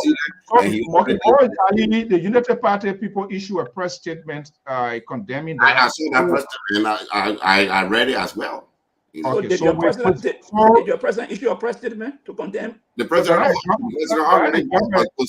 a job for the president to issue press statement, but the party issue a statement to that. That's why you told me. For me, I don't speak for the CDC party. That's Keff. Oh, come on, man. I beg pro-government to be frank. I'm not CDC. No, so as a pro-government, I'm not going to speak for CDC, but the president has spoken. CDC is the governing party. Right now, yes. Yes. And I don't speak for CDC. What I'm saying is after the standard bearer speaks, is there anybody supposed to come and give a contrary statement and what the president, the standard bearer is saying is of their own will of all their own free will. I try like that. You near me, I come slap me. No, you can slap me with yourself, but right when you have to understand is the same happened with the justice minister, right? During the Ebola crisis, there was a state of emergency that declared by the president, and then the president ends the state of emergency by issuing from the president's office. There was a statement. Then the justice minister come out issuing a statement correcting and the president a statement that came out of the president's office. We all here call him out for it because you don't have. Let's have our closing statement so we'll wrap up now. He might have made a mistake. He might have break protocols, but it doesn't go for the president. If the CDC will punish it, they can punish it. They can put out a statement. That's his business. But the president, that I say, the institution that is responsible for the peace, has the leader of that institution is clear. He make a statement clear. So that brings me to Madam Jala about her. So if you are running an entity and you are the managing director of the entity, you are the person, you are the head. You go and make a statement, and then your deputy comes and makes a statement. What does that tell you? Not a deputy. I said, no, I'm talking about the managerial position now. You get deputy manager, director, or administrator. You the MD. Your HR. No, that's your HR. Your HR. Yeah, you finish your issue. Yeah. And then your deputy comes and says, no. What does it tell the people out there? Your corporation. So I have to leave. Let me answer his question, then I leave. The corporation will be a little bit problematic. You said okay. What I'm saying, you say, let's say the board are coming your court. The guy, we gotta beat people up and be held. No, you can beat me up. You are manager. The board tell you say there's a raise. There's a raise for this coming next month. There will be a raise in people salary. Then all of a sudden, the deputy for administration council, that man, no raise coming. You don't believe it. Why is he saying? The deputy come out to say, I'll be questioning the board. Why is it that your deputy speaking after you told me this? But that's the thing. You want the president to go. So these people file a complaint to NEC. Did you listen to NEC? NEC, when you called the last result, NEC said that there was a complaint that CDC filed that there was a foul play in the election in Nema County, so they're going to look into it for 30 days. That's an obituary nonsense. It can be complaint. NEP can take complaint. Even the 2017 election, there were lots of complaints that were filed. It doesn't stop NEP for doing the duty that is appointed to her to do. That's the thing. You got to decide of the things, but you are media. You have to stay on the side of seeing the situation, which way it lies. I want to stay on the legal style, the legal standard of the government of the day that is controlled by George Weah has spoken. I don't care what Jeff Koji and what Mobile Modi, even Mobile Modi can say anything you want to say. But that's why you lost it. That's why people like it. Our culture to lost that election. Okay, guys, let's leave it there. Okay, hold on 1 second. Let's do our Yeah, closing. let Madam Jana come up with her figure because I really want to know how she put her figure together. Yeah, thank you very much. Solo, I'm not here to do research for you, okay? But I have to Not help research. you. You put a popular statement. I don't want to Go to the Ministry of Finance website. You will get the details. I have print out here. If I tell you that your statement is wrong, will you accept Hold on 1 it? second. Yeah, let's do it one Okay, at a time. prove me wrong. I post it. Then I prove me wrong. I might not give you the exact number, but I'm telling you the figure range. So The you range can that you can give. That's what I asked you go for. to the Ministry of Finance website and prove me wrong. You see, That's from where I'm speaking from. But you Go there and you want to challenge her? Just call your figure. Go there. I challenge you. She just you say something. It's a public document. This is nothing here. Go to the public document. That's the reason why I ask you how you got your number. Go there. Then you prove me wrong there. Go and get it from there and prove me wrong. Really? Okay. All right. Yeah, but you see, these are some of the things that you guys just come talk. If I want to talk, hold on 1 second. Hold on 1 second. Her closing statement. Give me a chance. I got to close. Anyway, a statement. Then you can. Yeah, go ahead quickly. So this is why people come and we just talk blah blah blah. There are a lot of information I get. I don't speed it up here because I don't have proof to it. If you see me measuring something at me, I have proof to it. And the figures that I'm calling here, I have proof to it right before me that I'm saying. So I'm not getting it from the sky or anywhere else. It's right there to the Ministry of Finance. It's a public document. Go there and check it up and prove me wrong. Okay.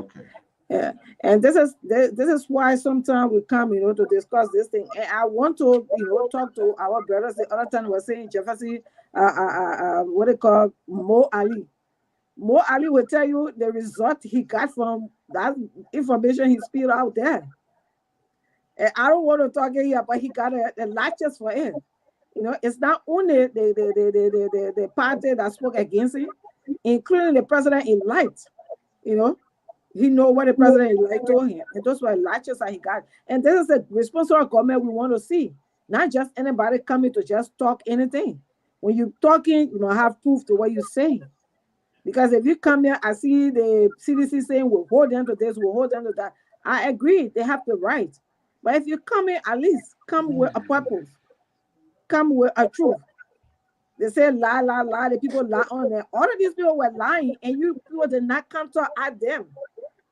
Because if somebody is lying, you come and counter at them with proof and give your proof. But if the party official himself could come out and say, yes, they took this money, who am I to deny that they didn't take it? The chairman of the party. And he knew where the money was and all of that. So all of the information I was spilled out were not opposition. I was giving all of the information. It was within their party. So those are things that people shouldn't think that, he was like for Keff Hassan, you are saying la la la la. The la la, he spilled up, he was a government spokesperson. He spilled up more lie than he thought that people lie on a government. So that we come on our responsible government, we know that it's going to be 100%. Ain't going to be 100%. Myself, who here, I supported the government. I'm going to hold them to the feet. Everything that we have supported them to come and talk here when they go contrary to it, I will be one of those. To come out and say, this one, I have a problem with it, and I will question them on issues that will come up that is not true, or that will come up to uprise, that the people will be rising again. We will have to seek the people's interest, not government interest, not individual interest, but the masses' interest. That's the major thing. It's not because I love a person that we come to talk. So I said, thank you guys very much. It was a nice time, here. It was just I know it was, yeah. Yeah, I said thank you so much. Ketra, go ahead quickly. What's your closing before I go on the live view? Thank you so much. Fascinating conversation. Yeah, like I said before, I think we got to continue what we started 6 years ago to bring transparency and balance to the democracy, or the democratic process that is holding the government responsible for everything the government promised its people. and I think we're going to do this in this administration. So there's no ceasefire. I think the media should do the same thing because they heard this government put to fire, making sure that accountability and all that they promised the people of Liberia, that they were to implement it. Because they didn't do it, they punished this government by, making the government a one-term government. So the incoming government should expect the same, because Liberian people deserve better. When you tell people you're going to rescue them, you're going to make no car sit in the mud in the first 100 days, you should deliver that. If you tell the people that you're going to improve the healthcare system, you should deliver that. If you tell people that the roads to build was sidewalk and you can build decent modern roads, you should produce that. And that's what we're going to hold them to. We're not going to fight. There will be no war, but we're going to hold them accountable for everything they told the Liberian people. Okay. Thank you so much. Thank you so much. And please continue to be a contributor or analyst here, so that way you can make your voices heard. All right. Amos, Solo, what is the taking word? Thank you. I want to thank everyone, Madam Jalad and Mr. George and my brother Collins and you, Mr. So. This is it's good for the country, it's good for the community to have this dialogue and sit down and have a common knowledge. It's a learning process for everyone, even the incoming government. Everything we're talking about here, they are taking points. They say, okay, maybe this is what they did, we shouldn't do that. And I told you, I'm a pro-government. I will come in if the government does wrong. I said it numerous times, Collins, and all of you can prove it. If the government does wrong, I will tell you, say, yeah, you did wrong on the spot. So it's not good. But in the meantime, if the government is doing good, I will not expect, because Joseph Waka in power in 3 months and you organize a protest to take over. That's not how democracy works. You got to give them a chance. You have to make people oversee. You got to meet with international community, World Bank, and other stuff to put in his policy. They have to study his policy before they start giving him money. They'll not just say, oh, yeah, like old man Joe, you just gave him $13 billion. No, it's not going to work like that. So what my point is that the new government coming in, don't be the attack dog, and take your time. If somebody asks you, don't be agitated, because CDC will do that to you. That's where the mistake will come from. Then the international community will look at you as a bad person. And that's the same thing happening. If I'm sitting in Seattle, Kulavo district, where there's no electricity, and I ask you, say, man, Jala, the figure you gave right now, where it coming from and how you get to it, you will not tell me, say, go do research. As an irresponsible government that you claim to be, that coming in, you should be able to explain, oh, this on the macroeconomic, this one infrastructure area, this one. Explain the index. Then the person know. But if you tell me, oh, go do research. Okay, if I want to do research, I will not just be asking you. That's some of the things we need to get rid of. So if we're working together to get to the future angle that all CDC, they don't used to answer questions. CDC out of the picture now, they are gone. You are there now. You are responsible. This country, according to the election result, the country is divided. The new government have a huge responsibility to unite the country, because if you look at the country entirely, it's divided based on the election result. So the new government, and I hope all of you that are in support of the Unity Party, and we that are pro-government, is not just advocating for one side, but we should be able to say, no, the law requires this, you got to get a person a chance. Let the law take effect.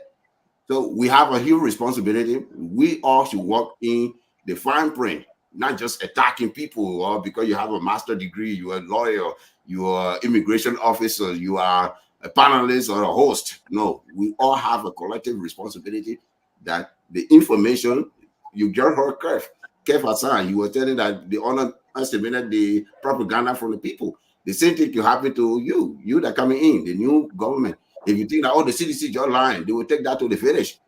They will take it to Seattle, Level District, where I'm from, they will take it to Clotidi by home village. More to come when let's Amos George. Yeah.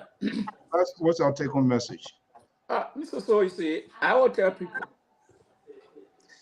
when we are not forthcoming, we are not sincere, this is what happened to us. The CDC-led government was never sincere with the Liberian people.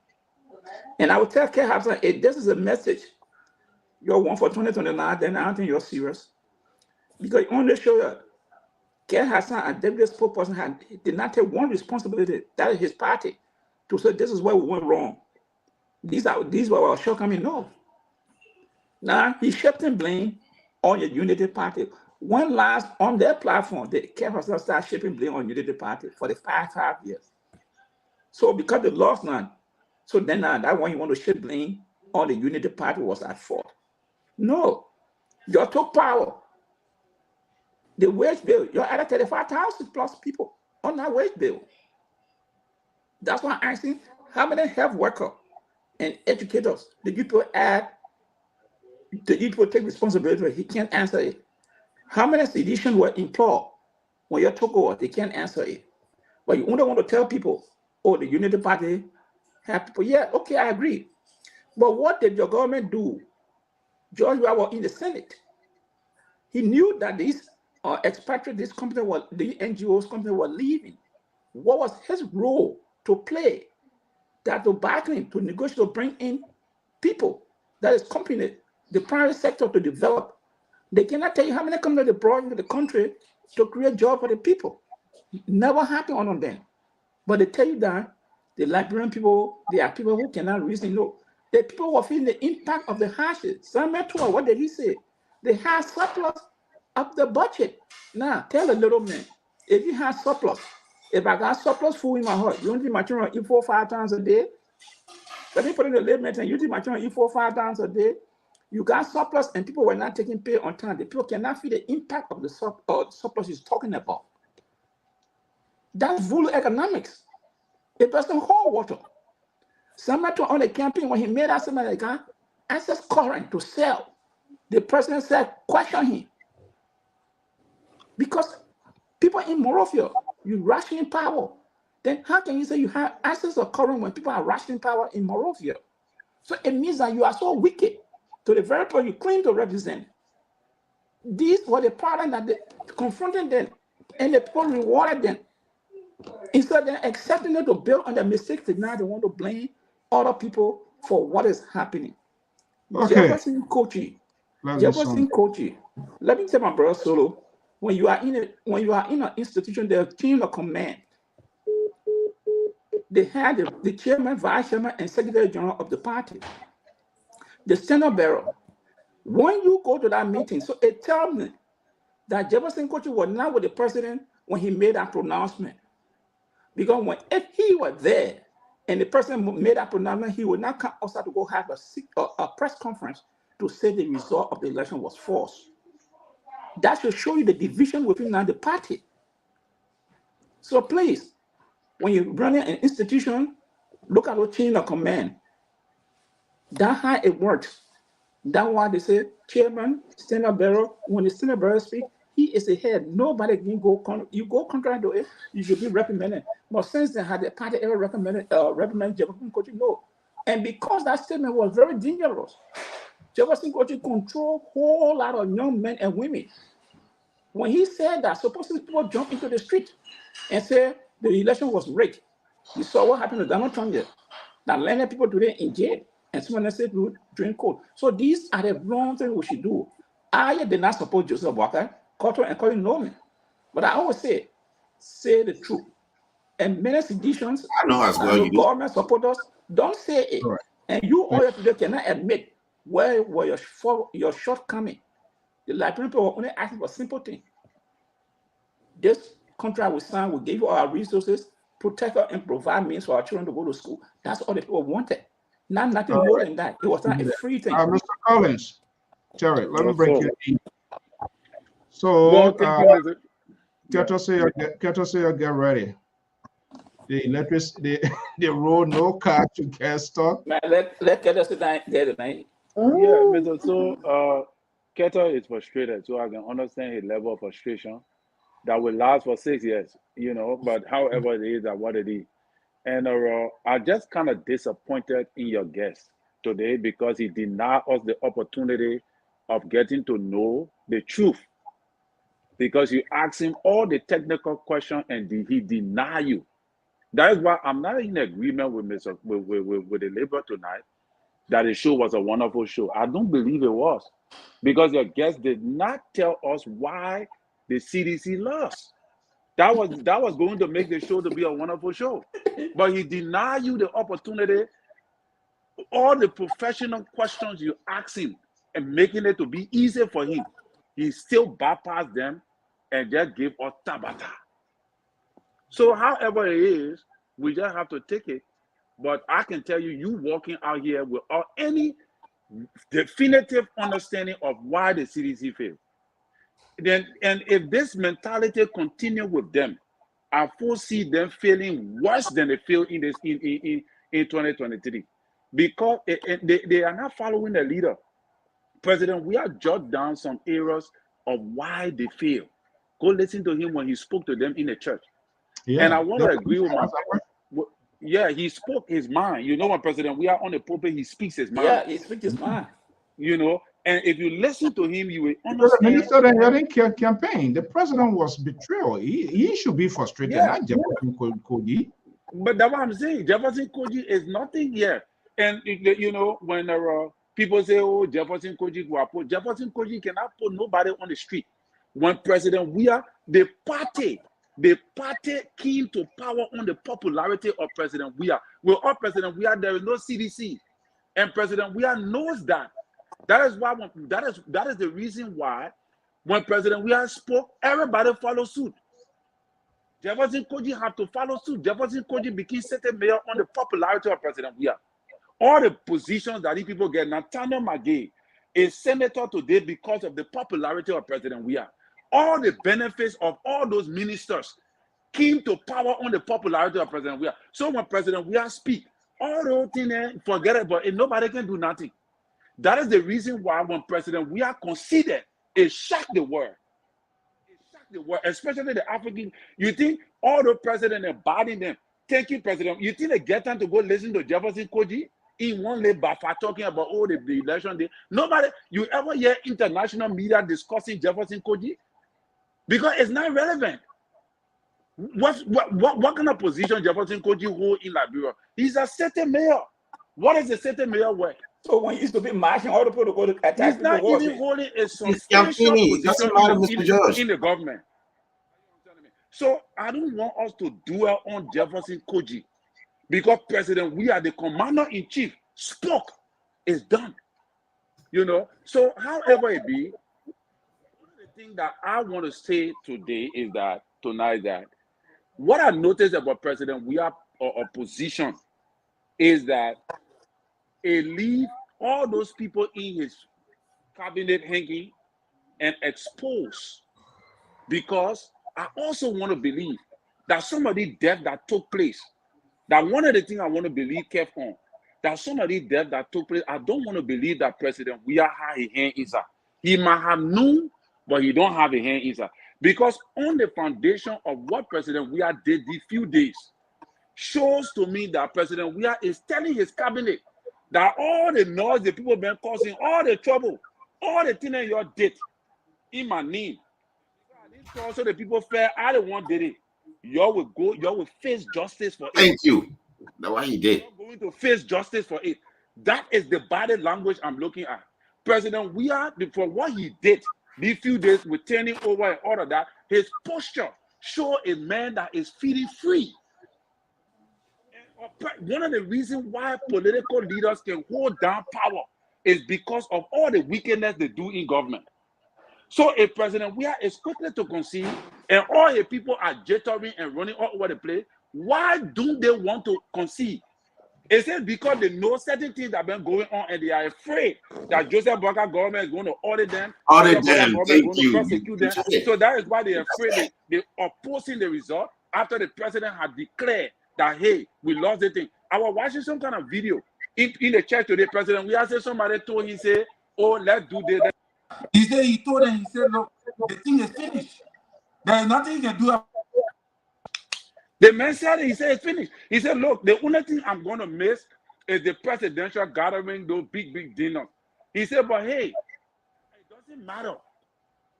I seen a man who felt to alleviate the stress that was on him because he was holding too much, because he was trying to cover up certain wicked behavior of certain members in the cabinet. And the time is now coming for them to give account of the things they did. They cannot put it on President Weah.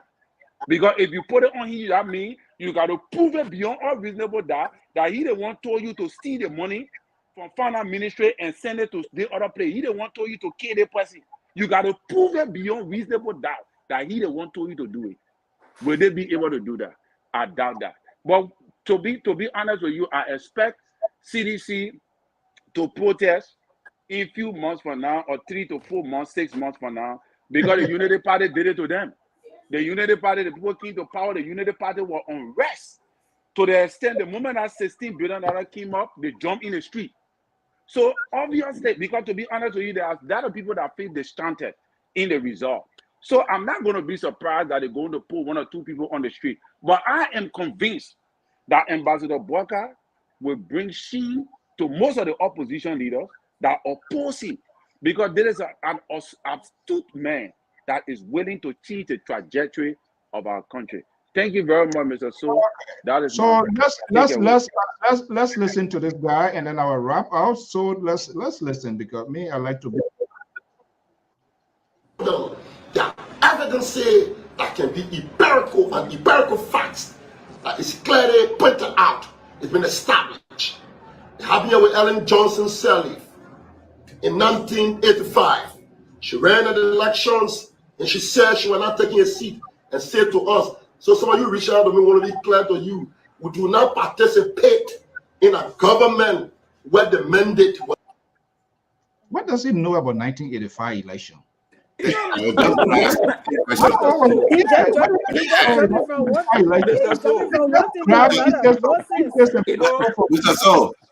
So, I was just about to ask you the same question, because you know what playing the tape. What did y'all know about 1985?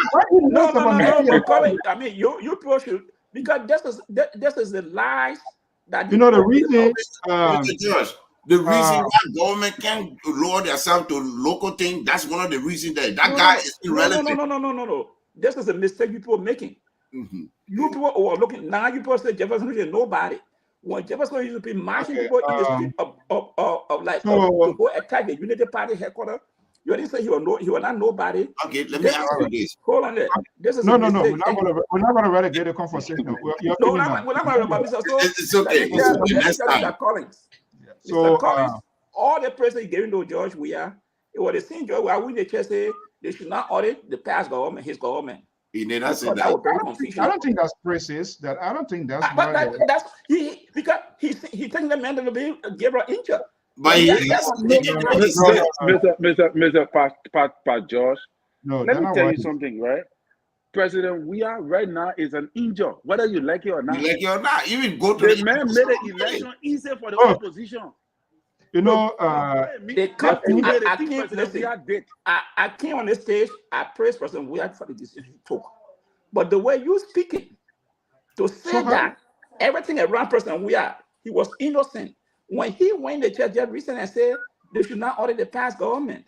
Mr. George, you ever walk in the people got to be very careful here. Yeah, Mr. George, have you ever walked in a high hierarchy of government? No, I'm not working government before. If you did, then you will understand. The president said you don't want what position you work in the government? He says you don't want witch hunt. So what position you work in the government? Mr. So, please.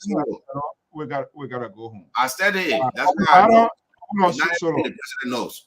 The bottom line here is, Terry spoke it, the chain of command, it has to be respected. That's the same nonsense Mo Ali did without even seeking the consent of your political leader, and you just get up and accuse people, say they bribe people. You can't do that. We can't do that. I honestly believe from all of these happenings here with most of the things, President Weah, as he allowed himself to be used as a sacrificial line, so he waived his political right. That's why it's happening, and that's why I think the decision he took is a very good decision. It's nothing to be reversible, because these people they're talking, and that's why when you lead out, you have to draw that fine line of demarcation, friends and people you want to, because it looked like, okay, we fought for this thing, so there's no way this man going to take anything. And they took that for granted. but they're going to pay the price. Because if the president were going to be somebody who wants to maintain power, he could have done almost the same thing Alassane Ouattara and Sagavende, and people were complaining why people came on the in the street. Of course, people wanted to protest, and he has the right to do anything to maintain, to tell people that, hey, I'm still in charge. What happens that day? People are just jumping in the street. As you go out of it, we are not used to managing crisis. So I believe in the doctrine of preventing crisis.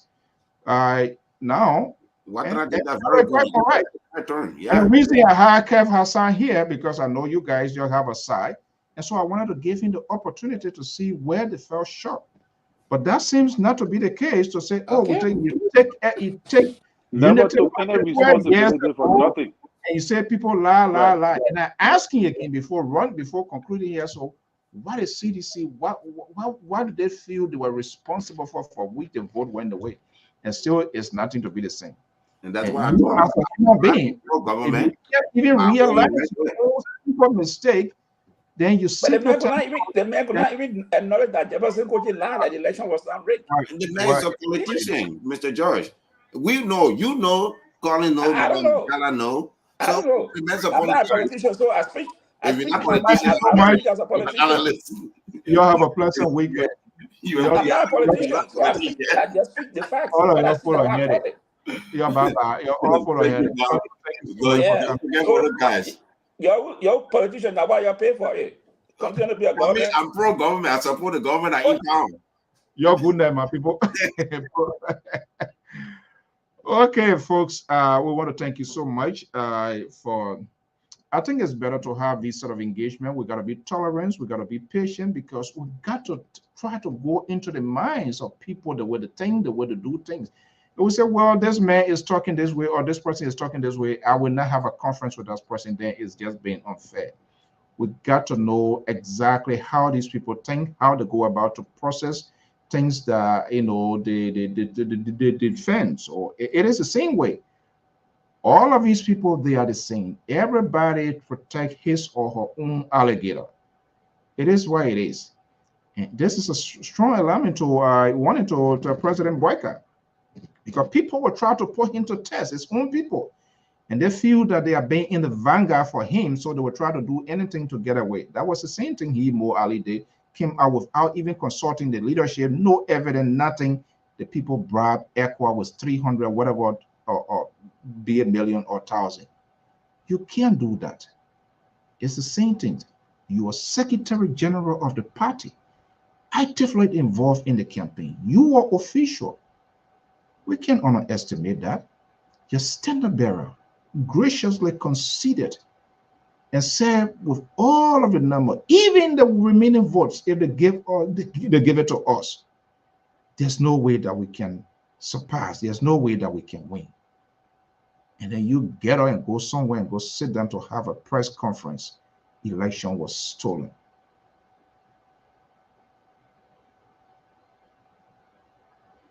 We can't do that. People should respect their leaders. If the leader chooses to be kind, and you think you want to do that, then of course it's at your own detriment. But again, the country is heavily divided.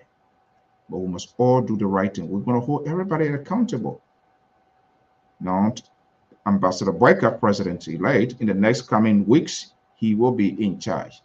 And trust me, people within your proximity, they will try to do that. But he's starting on a good note. When you're president, you are president for the country. You're no longer president for the party. And he's showing out at the JFK Medical Facility to sympathize with those people. That is a strong asset. That's a huge one, showing how he most likely to govern. It's too soon to draw the conclusion, but that baby step taken is remarkable. And that's what people want to see their leaders doing. When people are distressed, you want to have a leader who has a stable hand. You don't want a reactionary leader. The leader is the last to speak. I don't care how the tension, how the people blood pressure going over the roof. The leader is the one who reassures his or her citizen that we are in control and things will be okay. And that's how it's supposed to be. We want to thank you so much, folks. If this is the first time, this is the Liberia Public Radio. Always your comments, your tweet, you have the right to agree and disagree with us. Challenge us on some of the things that we say. What we do not do here, we do not talk what you want to hear. We say what you need to know. And that's part of that. You still value all what we do here. That's part of our political differences. Or we just do not play into your political corridor. You still value what we do here. And it is still good for the country. We must be able to have this civilized conversation. Everybody just sort of full of temperament. You ask them one, you say, go do this one. Everybody kicking people off. You know, you got to be persuasive in your argument. We behave like the same politician. If I see it as green, you see it as blue, convince me to the point that it's a blue color. You don't know whether I have a vision problem. Instead of you telling me, but you can't see, well, I can't see, and this is what I say is green. Until we can be able to deploy that method of persuasion to bring people to the understanding what they are saying or what they are doing, it's not the right thing. And that requires temperament, resilience, and persistency. You don't just say it one time, you expect the person to get it. These people are going through a terrible time. You know what it means to be up there and out of the sudden, everything going down the hill, submerged, going on water. They find themselves in the fantasy land. It's unbelievable. Are you saying I'm not going to sit the traveling that I used to be doing, the phone calls are going to be coming, weekend, the envelopes and all of the gifts are coming as ahead? Everything going to be cut off. The Lebanese businesses and business people now, they're going to change their telephone. And everybody call them and I say, oh, chief, I'm out of the country. They will start building a new rapport with the incoming people. You as a minister, as a director, things going to vanish in the twinkle of an eye. So it's taking time for these people to process these things. And in as much it will happen, it does not also give them the right to think that they're going to do anything they want to do with it and get away without us having this sort of conversation. Being in government is a transit point. Just how you take charge, someone will also succeed you. The need to have that at the bottom of the net is not an entitlement. If you say you're going to be there 8 years, it doesn't mean it is written in stone. You got to be there for 8 years. You have to work your butt up, do the right thing. And the voters, let the voters are the one going to be the one to validate, to say, yes, he or she, we're going to give you the 6 years, we're going to give you the 9 years, we're going to give you the 4 years. This time around, it didn't happen. And I think CDC fired themselves in their legs as well. Most of their own people who started the cause, for some whatever reason, other people were left along the wayside. They didn't realize, they didn't come to the realization that they needed to bring people to make some political sacrifice. Politics is all about give and take. They were unable to read. Muna Youngblood panel said it. Probably, I think if she was the one going to be alive, if other few people did not kind of close her up, I think she could have done better. She came from the States and went home and said, we need to go back on the Sacramento Street. She was speaking in a specific tone, but people didn't get it. It was an extra. She was speaking in a specific language. Yes, we screwed up. We love some of our brethren, our sisters. There are some people who are not satisfied. We need to come back under this tree here to have a conversation and see where they can be accommodated.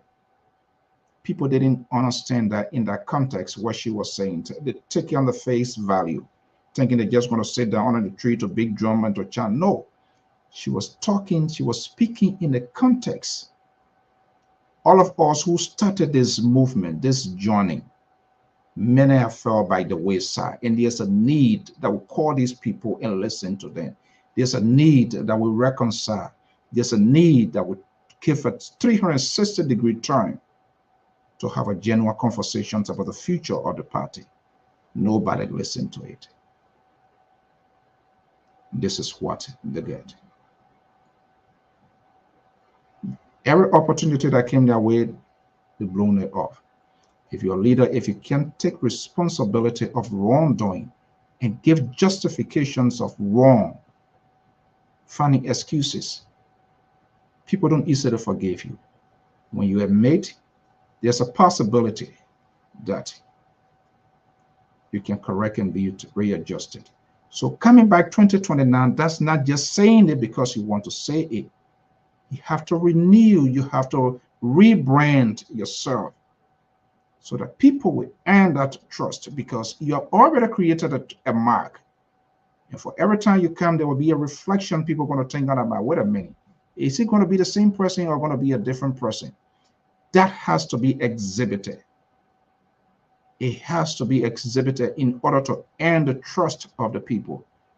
But if you just think, okay, well, this election was this, so I'm going to come back 2029, and you have the same dishonest people, for God's sake, they let Samuel Doe.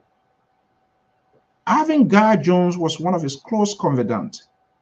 When those 17 expatriates came, what happened? Samuel Doe took a decision. Remove Guy Jones. He was not sacked, but he was removed. He was taken to the Ministry of State for Presidential Affairs. You can't have people who stay in one position 6 years as if they were doing everything right. Not all of them. Sometimes you make reshuffle, switch them, take them from point A to point B to see what is happening. That did not happen. Other people, top seditions, did not treat ordinary seditions the right way. They felt rejected. They felt neglected. And all those vengeance was taken to the ballot box. Not everybody that were going at a center were in the red barrel. They were going there because they have to survive.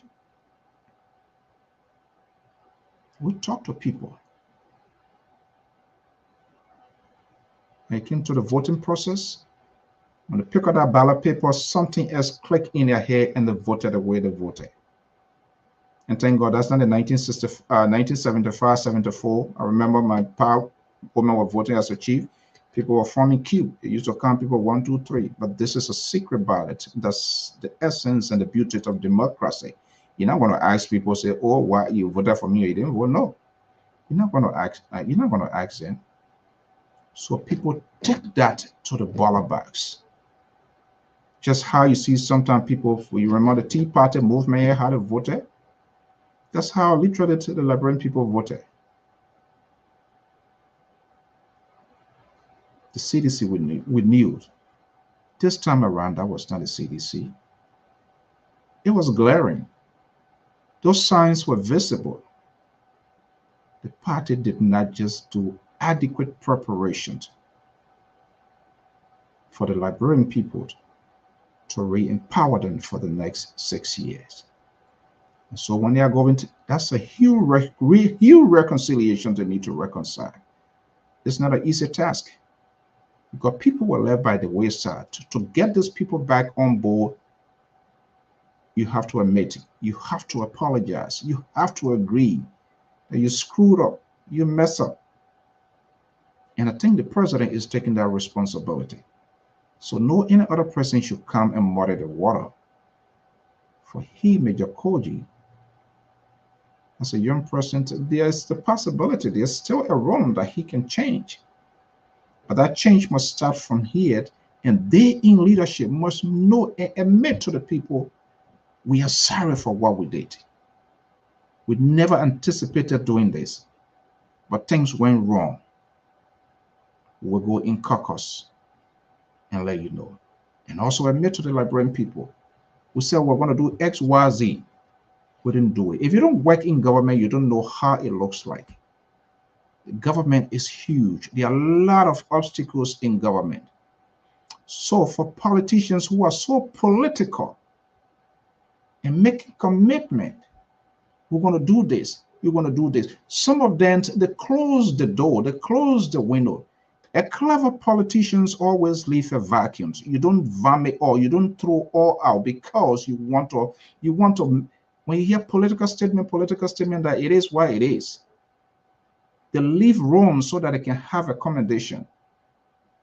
But when you come in the face of the camera and say, I swear, this will happen, this will happen, yes, you put your hair on the chopping board. Politician, you should know how to pivot or deflect question. But when you throw it all out there and you close the window on yourself and no way to escape, you don't easily politically survive. And that's what happened. If they are alluded to some of the wrong and some of the things that fell short, people were given them second chance. CDC did not hold a unity party government accountable.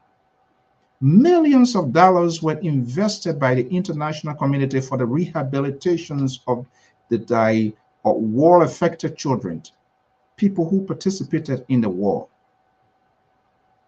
No figures statistically, no figure to know how many persons the Helen Johnson Sirleaf administration rehabilitated. We have no idea where that rehabilitation process started. CDC government did never ask, and Unity Party got away with that. And he, Ambassador Joseph Boyka, was a sitting vice president as well. So he does have a shared responsibility. So this concept or this sort of meta vice president is a ceremonial positions, that's nonsense. If it was ceremonial positions, America could have been in chaos because Mike Pence, he took a strong decision. Our politicians are willing to take an ultimate gamut because they do not want to lose a vote. So you shouldn't make the vice president is competent as the president. In the event the president is incapacitated, the vice president will run to conduct the affairs of the nation. So where you're coming from with vice president is a Santa Claus. No, I don't agree with that. I don't want no Santa Claus vice president. A vice president must be given the responsibility, must be equipped as the president to conduct the affairs of the nations in the event there's a tragedy or so. You're one when something happened before we start tutoring vice president? No. You did not hold them accountable. Now you're telling them it's not a witch hunt. I don't know why people are afraid of audit. Audit is that when I'm taking charge, I must know what I'm starting with. You got to turn over. I got to know what would be my beginning point. So it's not a witch hunt. It's not a witch hunt. People must be held accountable of their doings, of their action. The president of the free world today is being investigated and the court process is ongoing. Governors, senators, and all of those people. If we are to have a transformed, transparent Liberians or society, people will have to pay a price. No freedom doesn't come so easily. Part of the freedom is it is what it is. Ambassador Boyka, when you appoint your people, anybody who try to put you to test, the first minister or director you will fire, trust me, they will get to know because they're going to take advantage. Oh, they're our pape. That's the name they're going to call you, pape. The pape will not do anything. They will put you to test. And that's what they did to President Weah. They all came from the vanguard. And so they were doing things. And perhaps maybe he was giving them the opportunity, chance for them to change. And they never changed. They were still the same. They were lying to him. And that's why as a leader, you got to be in charge. You got to work for people that you hire. You got to watch for the people that you hire, because at the end of the day, you will be held accountable. You will be blamed. Do not allow them to have their way. They are working for you. You appointed them to those positions. But but many of them lied and betrayed this president. And I think the president realized that, but it was just late. Nothing could be done. And that's how the whole train got derailed. But he did a noble thing, but not even. So this concept of theory, oh, they would do this, they would cheat, they would run. They started that sort of conspiracy. There was no evidence, nothing to suggest that the election was going to be rigged. So what happens? Different other opposition are going to, besides the CDC, if different other parties are going to win it, then they say it's not then the election is not free. But I think he's vindicated himself on that, and I think he did the right thing to save our country. The Constitution, he has the security, everything in his control. You can call for recount. You can say, you know what, I am not accepting this. International community will come just condemnation. And the country will be in chaos because these people that are holding power, they want to hold on to what they have. They know the beauty, they know the luxury of it. But the president, he took a decisive decision. If there's anything that we have never agreed with, this one here, that's something we must all be gracious. See what is going on in Sierra Leone, regardless whether the opposition wanted. He could have chosen to go any other way around. But so far, so good. The process is ongoing peacefully. And I think a lot of people, if you go to other news, cable wire, other countries' chat room or discussion that's ongoing, it puts Liberia on a high scale. We don't realize that. There are some things when people do, we say it. It's not everything we're going to just put politics into it in as much as a political conversation. To come from those people that I know that surround him to accept. It's not only Koji. Lane G. Nambe, who was the campaign chairperson, tweeted had us saying that they were rigging the elections and people were doing this and they were doing that. So those were the seeds that they were sowing. The president was bought into those sort of nonsense, but he chose not to do it. So we gave him that one. But he was unable to contain, to supervise, to monitor those people that he hired. And that gives him the result he got today. Folks, thank you so much and have a pleasant evening. We'll continue to have this sort of conversation. It doesn't matter which government is in power. Everybody must be held accountable. Because you know what? All of those people, they are the same people. They are the same people. Give them 1 year, 2 years. They will start behaving the same way. That's why they are running from one party to one party. They were there yesterday defending, doing everything to the belly button. They found out no way, they jump on the other side.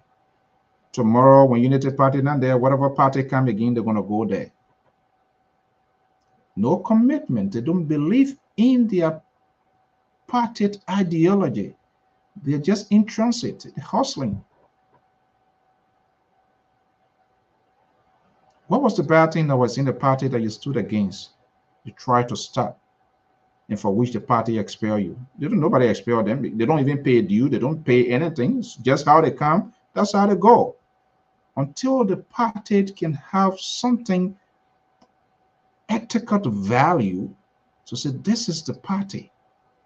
Every party will know the Democrats, the Republican, will know when you say Democrat, we know what the Democrats believes in.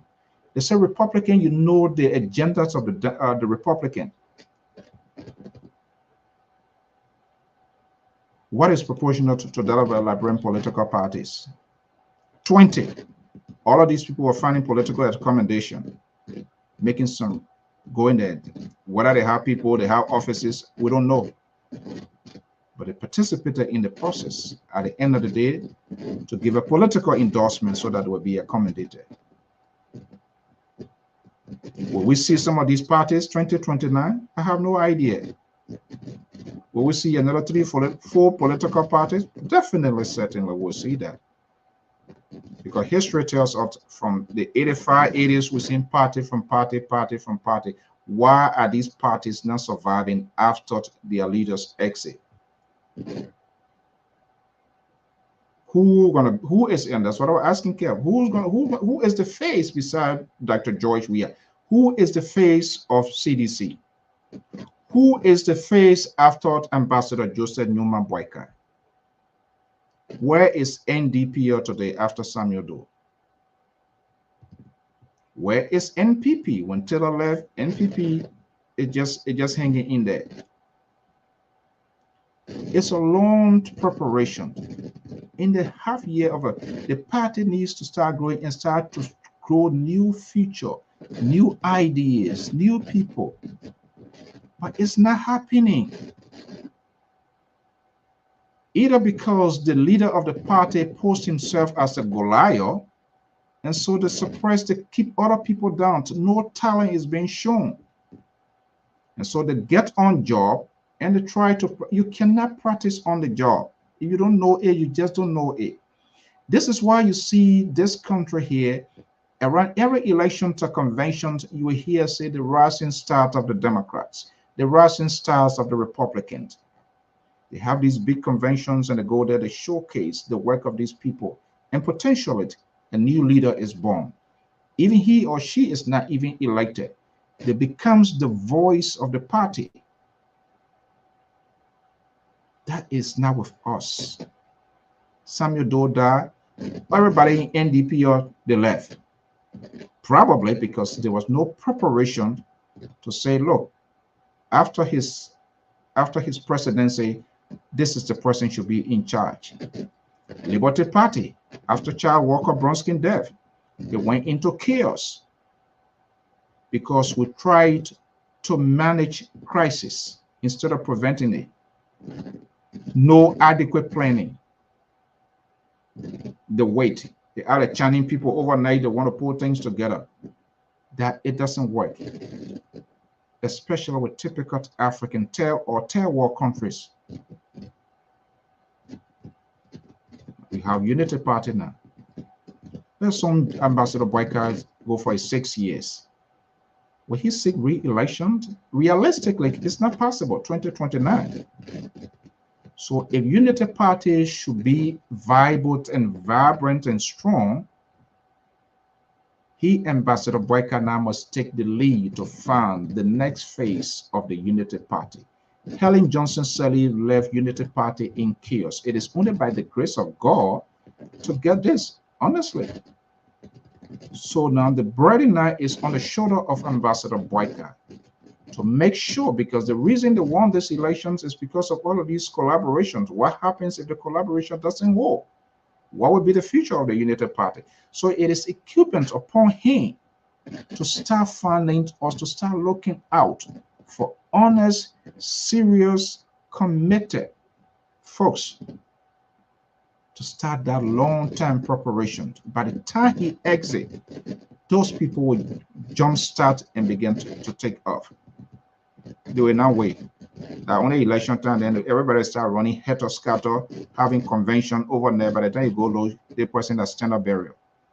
And you know, go look, and because people will not be given the opportunity, then another group breaker will say, maybe another faction of Unity Party or whatever that we saw in the case of Liberty Party.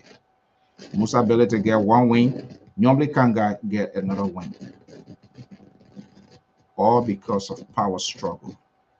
We can't have a Liberia, a country of such. So folks, I agree with the president. Liberia won. So those people, they should start on throwing unnecessary tantrums. They gotta deal with it. After January, whatever date, you done Creole man say. That's it. That's how government works. Just how you come in, that's how you will exit. Because it's a change of government. And so when there's a change of government, the ruling party becomes the decision maker, and the president will appoint people in various positions. It is why it is. If they call you, you go the one that you there, it's up to you. But trust me, they have their people who are being in the vanguard, who has been in the fight. Those people got to be accommodated. It happens everywhere. So don't put your hope on that one. When you're nearly there, well, lucky be you. Then you call me, let me be your special assistant or chief of staff. Okay, guys, thank you so much for your time. Always leave your comments, subscribe with us. And if you want to be a contributor or analyst on this network, you are at liberty to do so. Just let us know. Get a thick-skinned. We just have tolerance, patience. People will say things about you, but it is what it is. Until then, have a pleasant evening. Bye-bye. Sherry, I love you.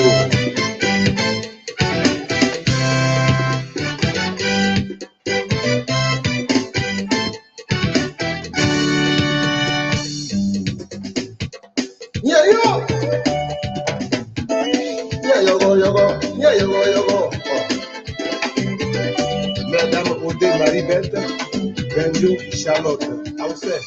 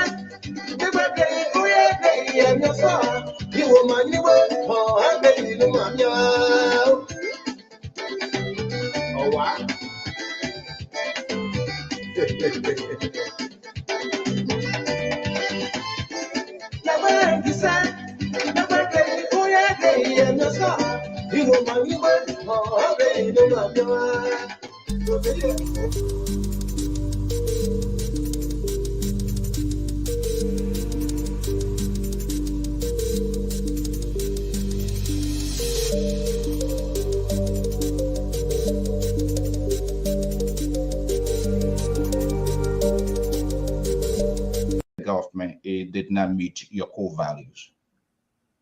I resign. Before I resign, I issue a 13-page press statement. It's on the internet. If you check, you'll find it.